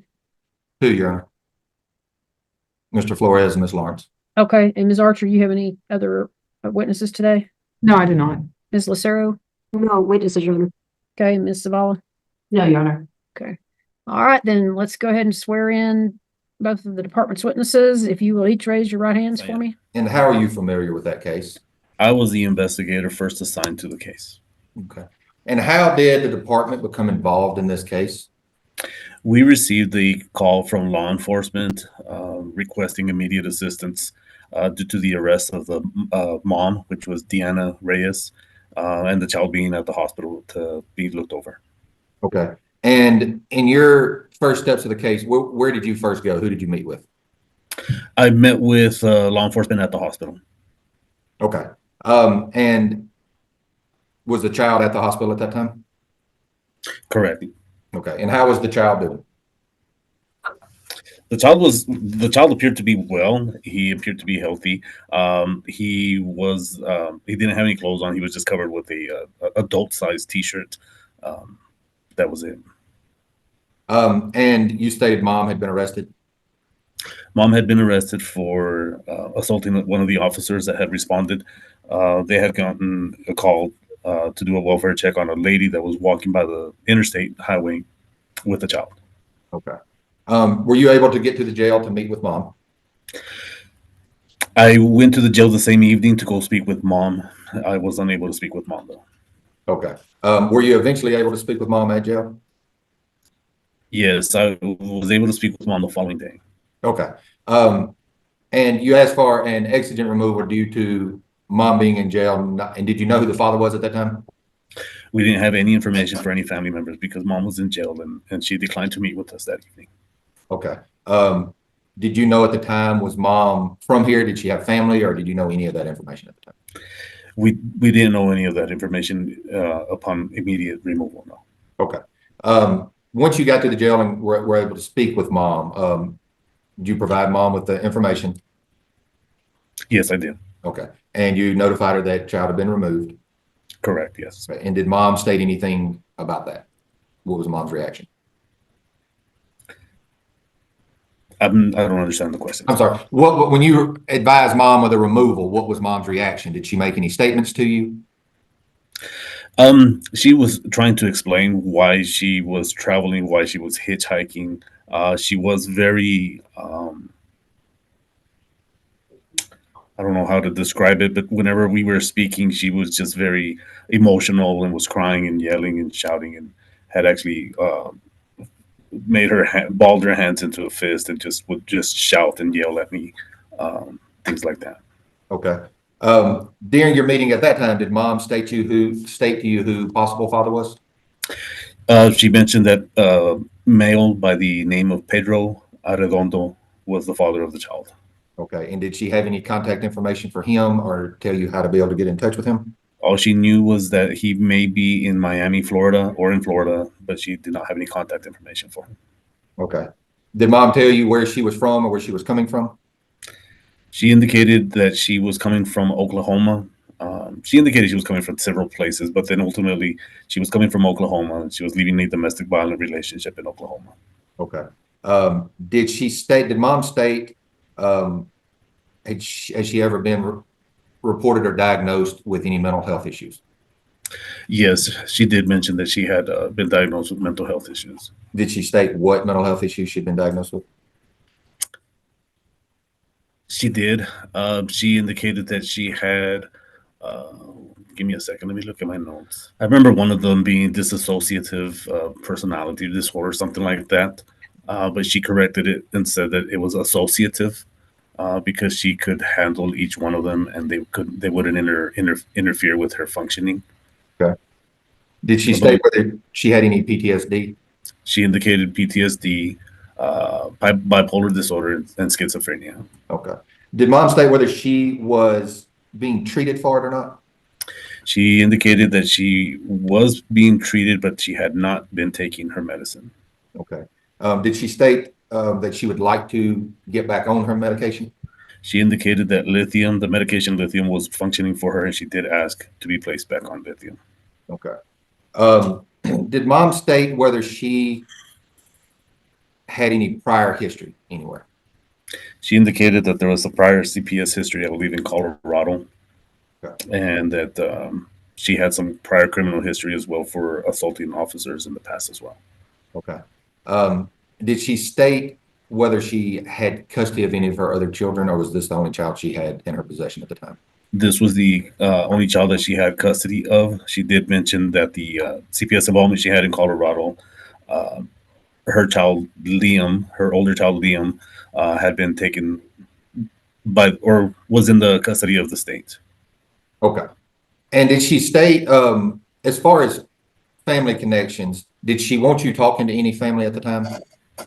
She only wanted me to talk to her adult daughter, Ella, I believe, but she didn't have any contact information or phone numbers. She did not want me to talk to her mom, Laura Thompson.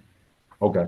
So child was at the hospital. Did the child go into any foster care while you were still on the case, or was it in the hospital the whole time?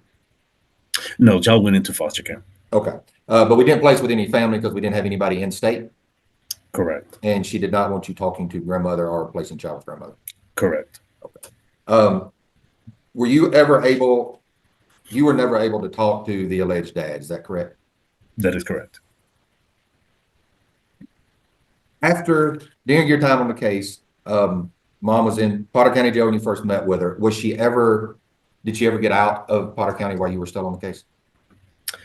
Yes, so she had been she was bonded out, or she received a bond. Okay.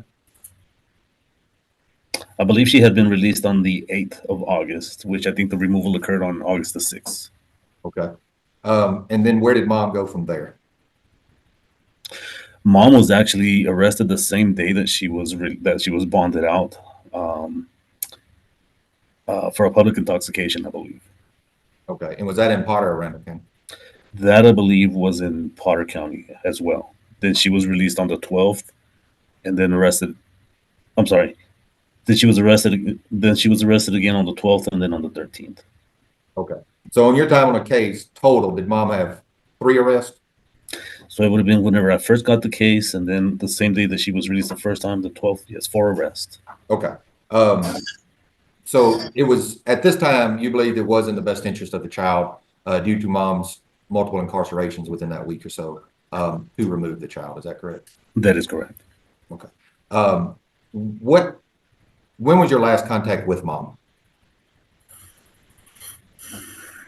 I don't believe I saw mom again after the 7th of August, the day after the removal.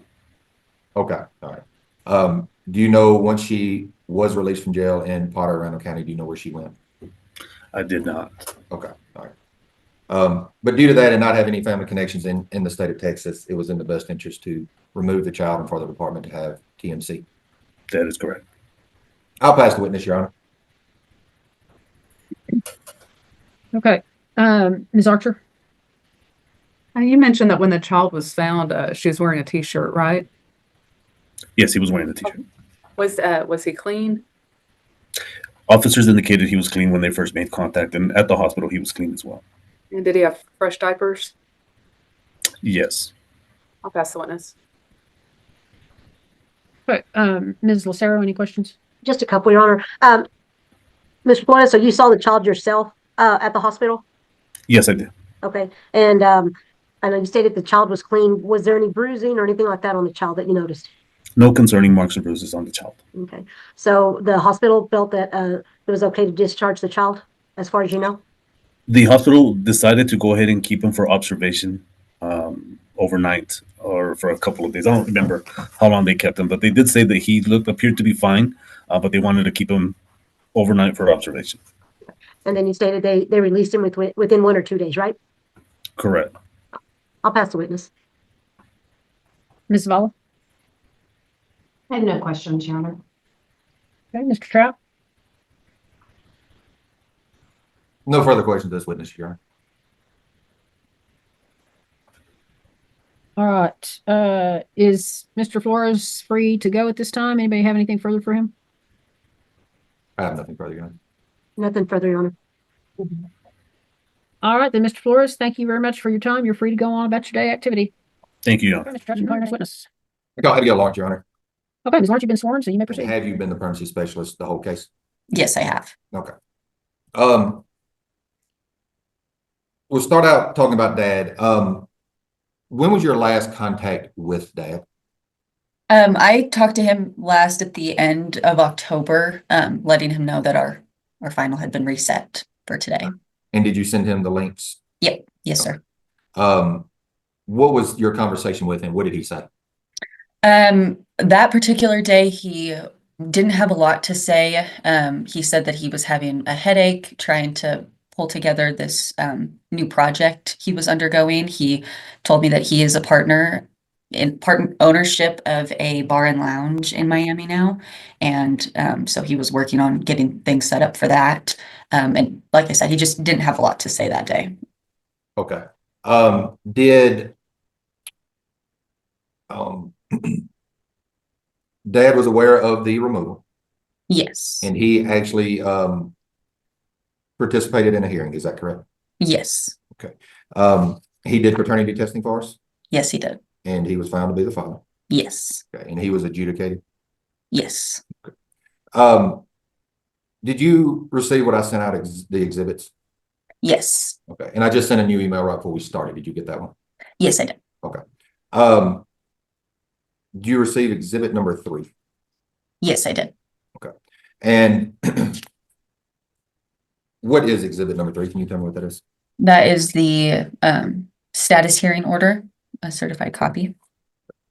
And is it marked that alleged at the time Pedro Arredondo was present? Yes. And we also ordered, that is the hearing we ordered paternity testing? Yes, sir. Were family plans of service also ordered at that time? Yes, they were. Your Honor, I'd ask to admit exhibit number 3. It's the certified copy of the status hearing order from this court that was testified to. Any objection? No objection. No objection. All right, petitioner's exhibit 3 will be admitted. Thank you, Your Honor. Ms. Lawrence, do you put together family plans of service? Yes. And can you tell me what family plans of service are? A family plan of service is something that we compile with the parents with the goal of mitigating the reasons for removal. And so those services will be tailored to the reasons for removal and hopefully help the parents work on what needs to be worked on to move forward and regain custody of their children. Okay. And was that was done in this case? Yes. Okay. And as you just testified, they were made in order of the court at the status hearing? Yes. Did you receive what I sent out, exhibits number 1 and 2? Yes, I did. Okay. And can you tell me what those are? Exhibit number 1 is the e-filed family plan of service for Nikki Sweezy. Okay. And exhibit number 2 is the e-filed family plan of service for Pedro Arredondo. Okay. And were these gone over with the parents? Yes. Okay. Were they sent to the parents? Yes, they were. Okay. And did both parents sign them? Yes, they did. Okay. And these were both filed with the court, is that correct? Yes. Your Honor, I'd ask to admit exhibits number 1 and 2. They're the certified copies of family plans of service for both parents. No objection. No objection. No objection. All right, petitioners exhibits 1 and 2 will be admitted. Thank you, Your Honor. Now, as far as Dad, Ms. Lawrence, has Dad worked any services? No, he has not. Have you attempted to get up with him monthly to try to set up services? Yes, sir. How has your contact with Dad been? Throughout the life of this case, it's been very off and on. At the beginning of the case, it did seem like Dad was motivated and willing to work with the department and start services. However, there's been a multitude of reasons as to why I guess that hasn't happened. So yes, I would say just overall very hit or miss. I never know where he is. Okay. Do you know, is Dad homeless? I'm unsure at this time if he is. There was a stint of time in this case he was voluntarily staying at a homeless shelter. It was back in January of this year that he was doing that. But I don't know where he's living now. He has not given you, in your last few conversations, he has not told you where he's living or an address? No, he has not. Okay. Do you usually communicate with him through phone calls, text message, emails? How do you normally get in touch with him?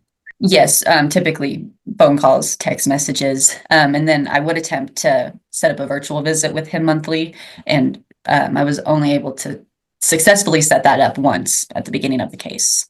Okay. So you have not, even on computer screen, you have not seen Dad's face but one time? Correct. Okay. Child's been in care longer than 6 months? Yes, sir. And you're not sure where Dad's living or if he's homeless? Correct.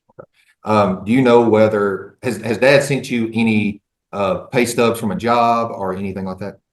No, he has not. Okay. Now, you stated that he claims to be a part owner in a bar in Miami. Is that correct? Yes, sir. And has he sent you any documentation verifying that? No, he is not. And I did my own research and I could not find the name of this bar anywhere in Miami, Florida.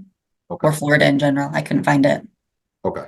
So you're not sure, do you know whether Dad is able to provide for this child at this time? No, I do not. Even the essentials or a roof overhead, you're not sure if he can do that? Correct. Okay. In your last contact, when you let him know the final hearing had been reset, did he state whether he was going to try to join or did he just say, okay? I didn't receive a response. Well, oh, no, I'm sorry. That was today. In October, when I told him about the hearing, it seemed like he had planned to hop on at that time. But again, I mean, this is the same things he's told me for over a year. So. Okay. And did you try to get in touch with him this morning? I did. Okay. Have you received a response on that? I have not. Okay. At this time, well, where is the child placed? He's placed in a foster home in Farwell, Texas. And child doing well? Yes, he's doing very well. Child thriving? Yes, sir. Hitting all marks? Yes, he walked a little bit later than I guess what is typical. So he is an ECI receiving PT services. But with the help of that intervention, I mean, he's hitting all the marks he should be. Okay. Any concerns in placement? The child's been there the whole time? Child has not been at this placement the whole time. He was moved to this placement February of this year. Okay. But everything is going well at this time? Yes. Or if the child is available to adopt, is placement adoption motivated? Yes, they are. Okay. Do you believe, based on the testimony and your work on this case, do you believe it's in the best interest at this time to terminate the parental rights of the dad, Pedro Arredondo, as to the child, Leonida Acacia? Yes, I do. And is that based upon failure to work services? Yes. And also, has dad visited with the child? No, he is not. Has he had any visits throughout the life of this case? He has not. Does dad reach out and ask to set up visits or inquire about how the child or if he can get visits set up?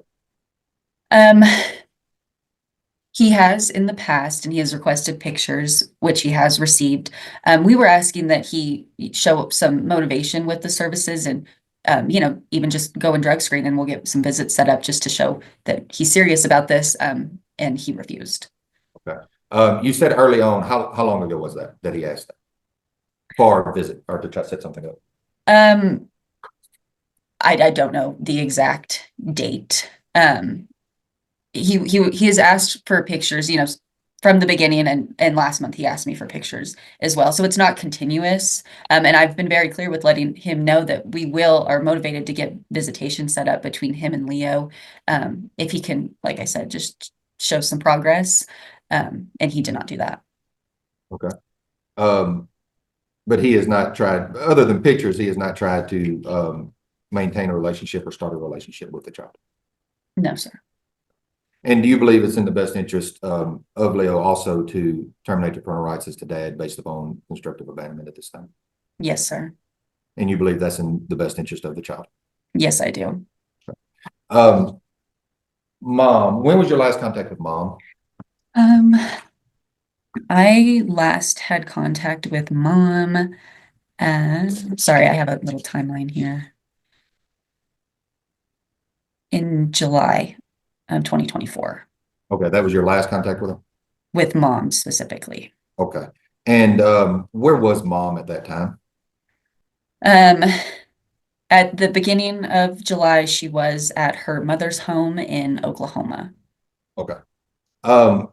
Now, you've been on this case since the beginning of the case. Walk us through how you worked the case in regards to mom. Where was mom when you first got the case? When I first got the case, mom was in jail. Okay. And then she was released, and where did she go from there?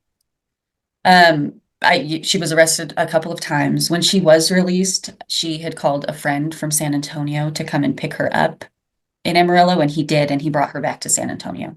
Okay. Were you able to make contact with mom in San Antonio? Yes. Okay. And where was she at that point?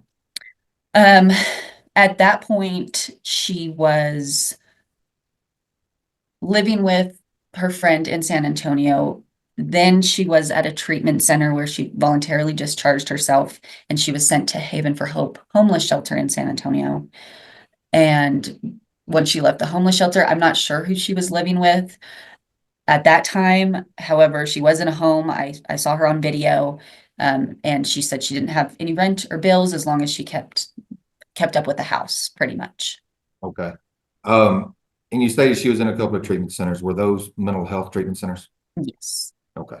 And you said mom voluntarily discharged herself from there? Yes.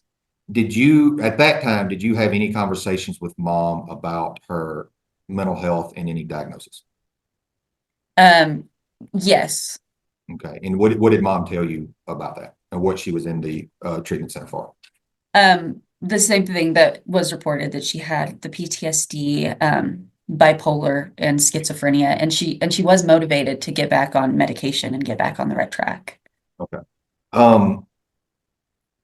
Where did she go from there? Excuse me, let me back up. She was motivated to get help. Was she compliant with her medication? Did she tell you at that time? No, she didn't tell me at that time. She had told me that she was set up to receive the medication, but I'm unsure if she was being consistent with it. Okay. Do you even know if she even received it? I do not know that for sure. Where did mom go from there? From there, she was, so that was September of 2023. By October, I had no contact with her and was told that she was back on the streets in San Antonio. Okay. When did you regain contact with mom? I regained contact with mom in March of 2024 when her mother drove to San Antonio to pick her up and brought her back to Oklahoma. Okay. So there was about a 5-month gap where you didn't know where mom was? Correct. during that time, did mom, set up any services while in San Antonio? Yes, she was set up for services in San Antonio. Did she start working any? She did not. Okay. Was she having any, visitations with the child at that time? She was not at that time. Okay. Did she reach out to you at that time to try to get visitations? No, she did not. Once she was back in Oklahoma, you said her maternal grandmother went and picked her up? Yes. Okay.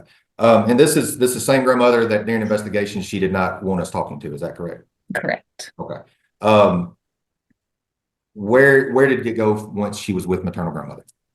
When she was back in Oklahoma, so that like I said, started in March. April, May, and June, things were going good. We had her set up with services down there. She was working the program. It seemed like her and her mother, were very supportive of each other, and it seemed like a good situation, and she was going to be able to get some of these services accomplished. Okay. Did she start working on those services? Yes, she did. Which ones did she work on? Did she complete any? She did not complete any. She was receiving mental health treatment through Red Rock Counseling. So that was her individual counseling. We hadn't got set up with the psychosocial at that time. She had started a domestic violence support group down there. She was, drug screening for the department. She was set up with a psychological. However, with her name, that's kind of was an issue at that time, just between what we had as Deanne Reyes and Nikki Sweezy. And but those were the services she was working on, and she was doing visits. And she was doing visits. Okay. Mm-hmm. When did visits stop? When did they fall off? At the end of July, I believe, that is when she stopped showing up for visits. Okay. Were you able to get in touch with her to see why she didn't show up? Was she no calling, no showing the visits, or did she tell you that she wasn't going to be there at the visit? It was a no call, no show situation. And then I did get in contact with maternal grandmother again, and she had told me that Nikki was hospitalized for a suicide attempt at that time. Mom seems to be, throughout your case, does mom seem to be kind of up and down on with her mental health and being able to stay on track with things at this time? Yes, absolutely. And that was something that she would say as well. She had originally mentioned to me wanting to relinquish and let Leo's foster parents adopt him.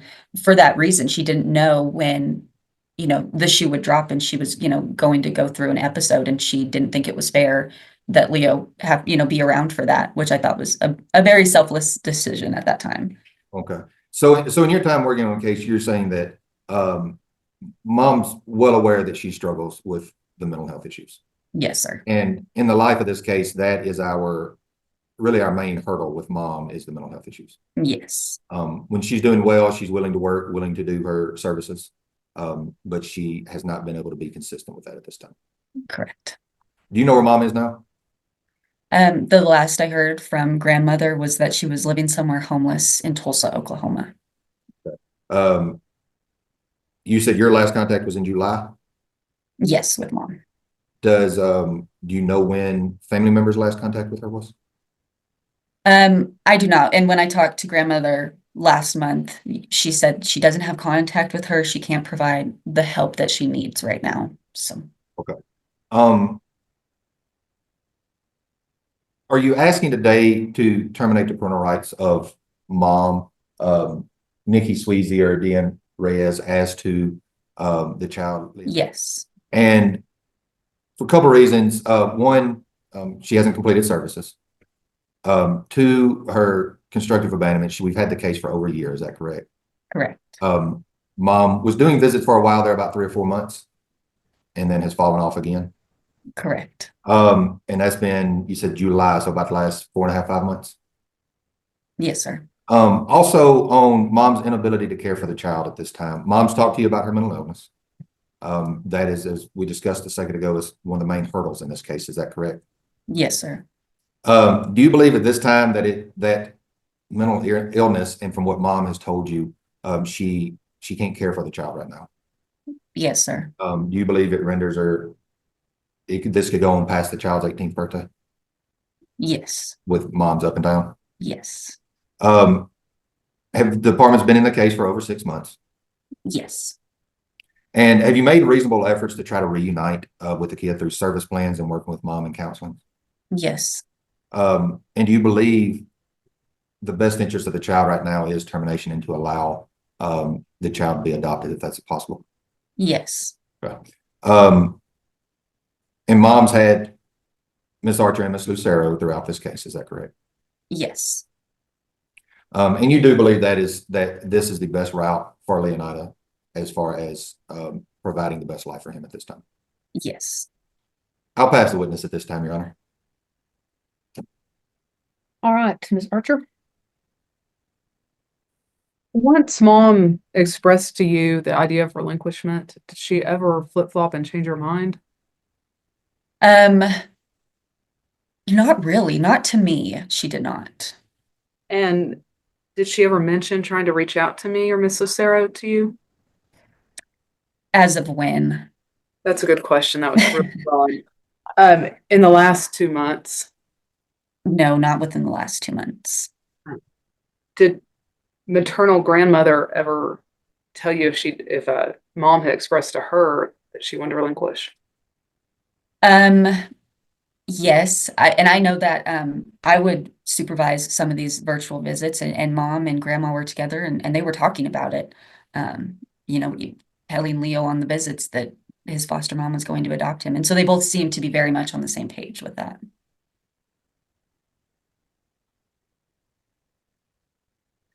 Okay, I'll pass the witness. Okay, Ms. Lucero. Just a few, Your Honor. Ms. Lawrence, whenever Nikki was visiting with the child, was she doing that when she went through that, that period of time that she was visiting, was she visiting on a regular basis, like weekly, or what were the visits like at that time? Yes, the virtual visits were weekly, and she was showing up and engaging appropriately. And then she would, when she could travel, we would hold in-person visits for 4 hours. So. Okay. Do you know how many in-person visits she had with the child? She had 3. Okay. And then would her mom travel? Is her mom the one that would transport her for those types of visits, or the department or St. Francis? It was her mother and her stepfather at the time that would transport her.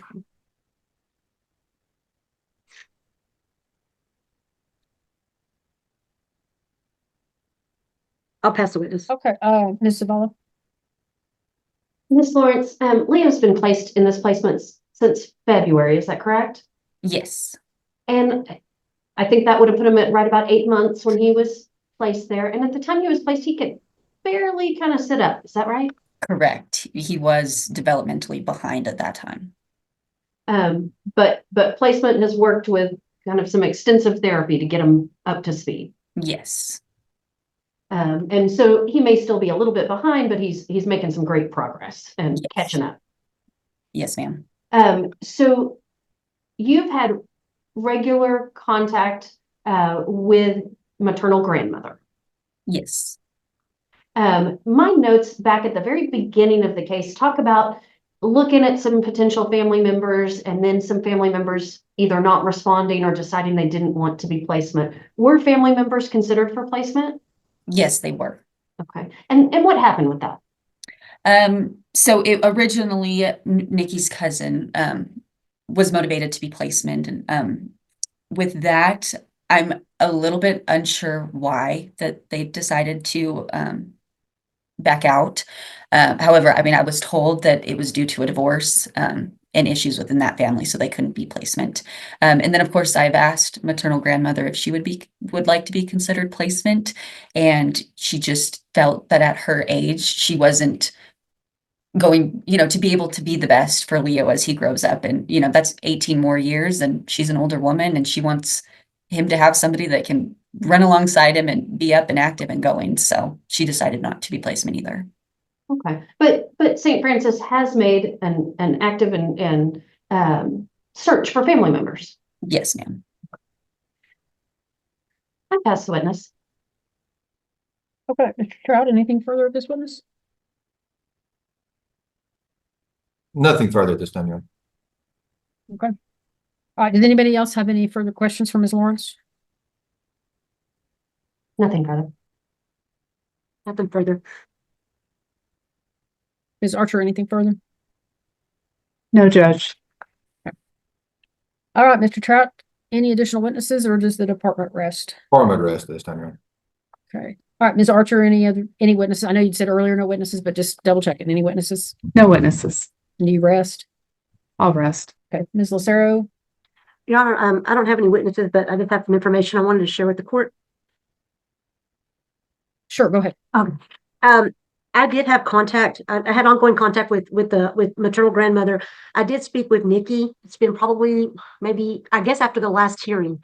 As you know, we've been trying to set up, for her to be able to, Natalie and I have been trying to set up to where she would, execute that document. But when she does well for a little bit and trying to get, the documents over there for her to sign all that didn't work. She just wanted the court to know that she advised me that she cares about the child a lot, but she just, the day that I talked to her, the plan was I believe she had left a mental health facility and she wanted to be able to set up to get the paper, the document executed, but that just never worked. So I just wanted the court to know that Ms. Archer and I did make efforts, but it just never came to fruition. I understand and I appreciate it, Ms. Lucero. I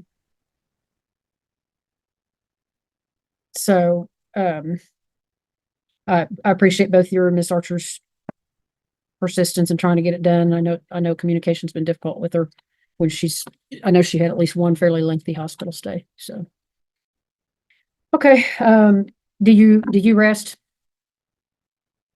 I rest, Your Honor. All right, Ms. Zavala? I rest, Your Honor. All right, Ms. Zavala, do you have a recommendation to make? Yes, Your Honor. I do believe that it's in Leo's best interest that parental rights be terminated at this time.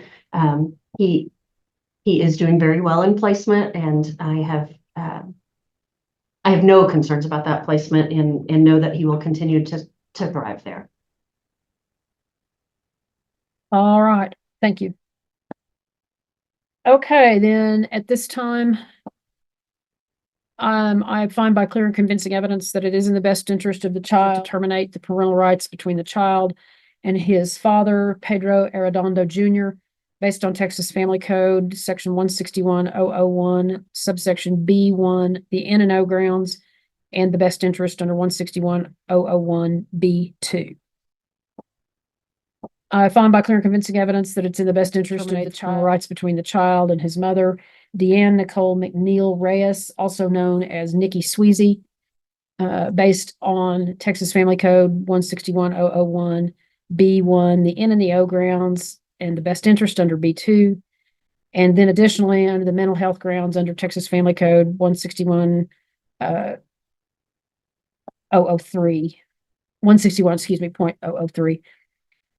I would make a finding that the mother has a mental or emotional illness that renders her unable to provide for the needs of the child. I find that illness is likely to continue in the future and render the mother unable to provide for the child's needs until the child's 18th birthday. Find that the department has been the temporary managing conservator of the child for greater than 6 months, and that the department has made reasonable efforts to reunify the child with the mother. Obviously, these are very difficult cases. I think at least we have some knowledge that mother and family were on board with the plan that the child would be adopted by a foster home. And so that obviously, I hope, gives everybody some peace of mind, but nevertheless, these are difficult cases. So Ms. Archer, Ms. Lucero, again, I really appreciate you all doing your jobs in this case, and know that it's not easy. At this time, I will name the department as permanent managing conservator, and I will dismiss all court-appointed attorneys from the case, with the exception of Ms. Zavala, who will remain as the child's attorney and guardian ad litem. Counsel, of course, have always just be mindful your de novo timeframe does begin to run since we've rendered an open court. And also, if you're instructed to file a notice of appeal, please wait until a final order has been signed and adopted by the referring court.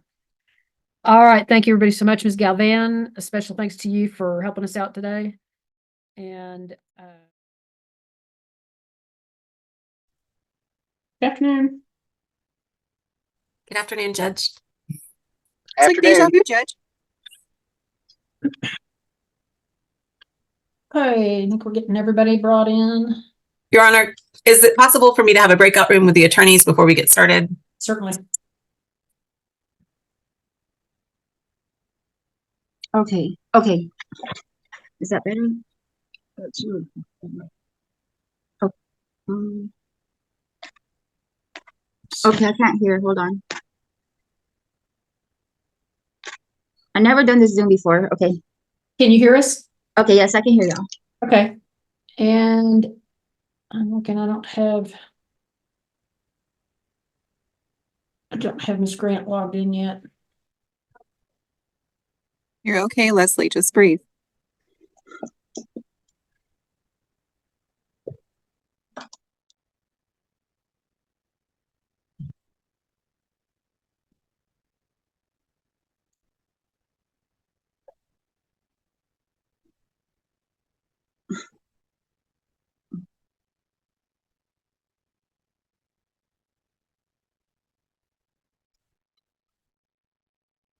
I don't know how to get it to live stream. What are they doing? It says at the begin live stream. I don't know what that means. How's it started? Nobody's saying anything. Leslie, being live streamed means it's being live streamed on YouTube, okay, on the Okay. website, okay? We're all waiting for the attorneys to come back from breakout room where they're discussing the case, okay? Okay, I've never done this before, so it's new to me. It's okay. Are you on a phone? I'm not Yes, sure how you have the ability to mute yourself. Okay. Okay, I don't remember, Judge Baker, do you remember which button it is on a phone? You know, I think if you use like *6, it will mute and unmute you maybe. You can try it. If you're on the Zoom app, there should be a button on there too. Yeah, so it muted you and unmuted you. Okay. Thank you. Yeah, no problem. Hey, Judge, if my client's on here, can I have a breakout room with my client? Francisco? He's not. I don't think he's logged in. Well, that will hamper that effort then. Yeah, I don't see him. I spoke with Ms. Vasquez earlier today, and she doesn't believe he's going to attend today. So, and he's not with her. Then I'm probably not, I'm going to probably have to request a reset because one, if he was here, I was going to talk to him, but if I can't talk to him, then I don't think he's been served, so. Ms. Ferguson? Your Honor, now their parent has been served. There was a problem. The citations didn't get issued at the clerk's office, so. Okay. Well, okay. We had, and yeah, I know we're not really on the record, but have we had contact with Mr. Ramirez? Not a lot of contact, Your Honor, is my understanding. I mean, we had some contact during the investigation, and I don't know that we've had much since then. I think he is visiting the child, though. Is that St. Francis? Is that right? He did attend the first visitation with mom, but I have not had any communication from him since that initial visit last week. Well, and I don't have Ms. Grant logged in. Has anybody had contact with her? I'm sorry, Your Honor, I haven't. Okay.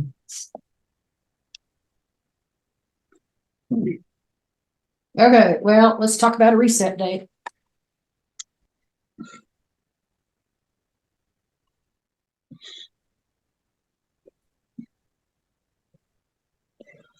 Well, Judge, we're 1 day shy of your Palmer County Docket Day. Is that 14-day reset? Yeah, that's a 14-day reset. I don't know what everyone's schedule is for next week. I know Mr. Barf on the 7th. Unless he's willing to let someone stand in for him. Yeah, I mean, if I have to do that, we can make arrangements to do that. I've got to be in Young County in the morning on a motion to revoke, it looks like. There's a possibility I'd be available that afternoon. And I'm set for, as I always am, for trials, but I will make the 7th work. If I have to get somebody to fill in for the adversary, I will get somebody to fill in if you start running into problems, because I know my schedule is the pain in the butt to reset. Well, and I hate to be a bummer, but that day that afternoon, I've got 2 in-person settings. So I don't know, how easily I could make that work also. let me pose this question. So if we, all right, what's the Parma County date? It's the 14th, Judge. Will that still get us in under the statutory frame? Is it 28 days, Judge? Yeah. So the 14th is the 28th day. Your Honor, I will say, I know from exploring dates on another case with Stacey Grant that she did indicate to me that she's not available on the 14th. But she did say she's available on the 7th, correct? Yes. Okay. Yeah, that's all that county case, right? So on the 7th, all right. So Mr. Barfield, you can't do it the 7th or the afternoon of the 7th, or is it just okay? I might be able to do it the afternoon of the 7th, Judge, because like I say, Young County, wherever that is, I'm supposed to be in court that morning. So I might be able to do it that afternoon. It's a motion to revoke hearing. I can't see it lasting all that long.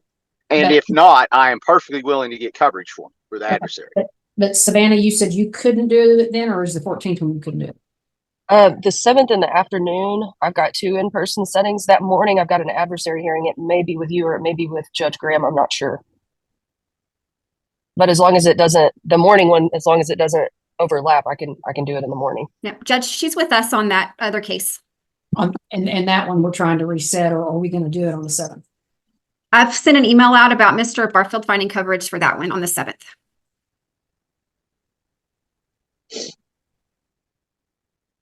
Well, if we,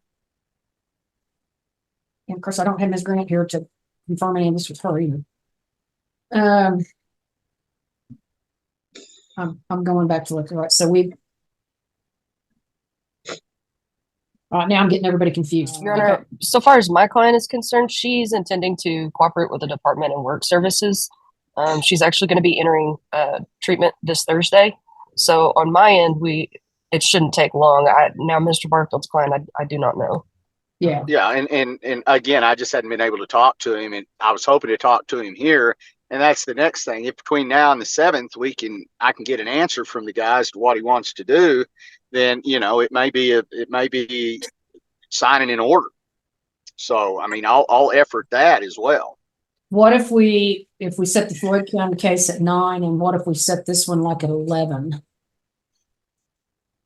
And who knows? I may be out of my motion to revoke. It's set at 9. Those sometimes only take 30 minutes to an hour. So yeah, that was my thinking. That might free you up, or yeah. This one may be worked out. Exactly. But Miss Kincaid in the afternoon, so she can't do it in the afternoon. And Your Honor, I would just say that Mr. Brooks is also on the Floyd County one, and that one is probably far more likely to be contested. Yeah, but Brooks, you think you can find somebody to cover that one? I'll do what I need to do. Yes, ma'am. And then they could be in play in case you got delayed at 11. Maybe. Absolutely.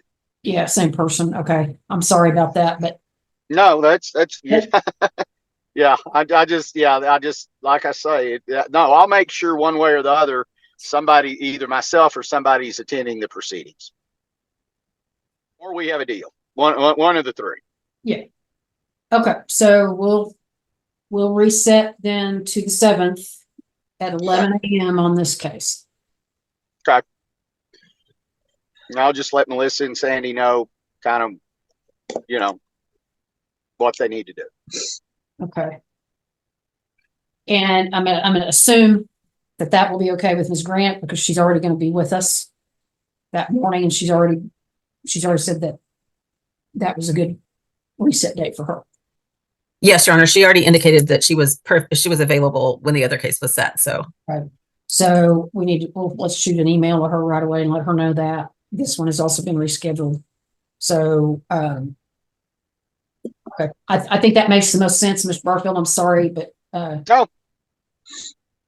I think again, absolutely works out for me. Okay. All right. And Your Honor, if you don't mind, if Ms. Vasquez enters treatment this Thursday, as she's scheduled to, I hope that the court would, take notice that her efforts are to cooperate with the department. And if she's unable to attend, that, you know, that not be held against her, if that's okay, Your Honor. Oh, absolutely not. Absolutely not. So you can discuss with her about what authority you have to agree or not agree. And then my experience has been that most treatment centers are happy to accommodate parents joining by Zoom.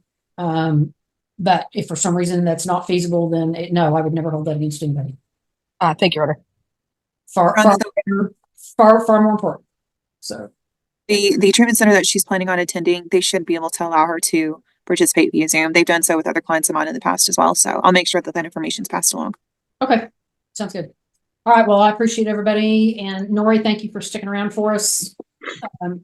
I appreciate it. And Miss Katie, I don't know, we'll talk about what we need to do as far as reporter. I know we should have Floyd covered, but we'll have to see about this one. By any chance, are you available on the 7th, like at 11 o'clock? I am, Judge. I'm available. Okay. Well, that'd be great if you don't mind to get us on your schedule. No, that's fine. I can do that. Okay, terrific.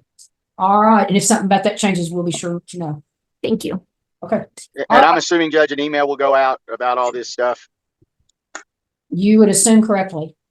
Thank you, Judge. Okay. Thank you all so very much. We appreciate it. Thanks. Thank Thank you. you. Have a good day, y'all. Good luck, Miss Vasquez. Thank you.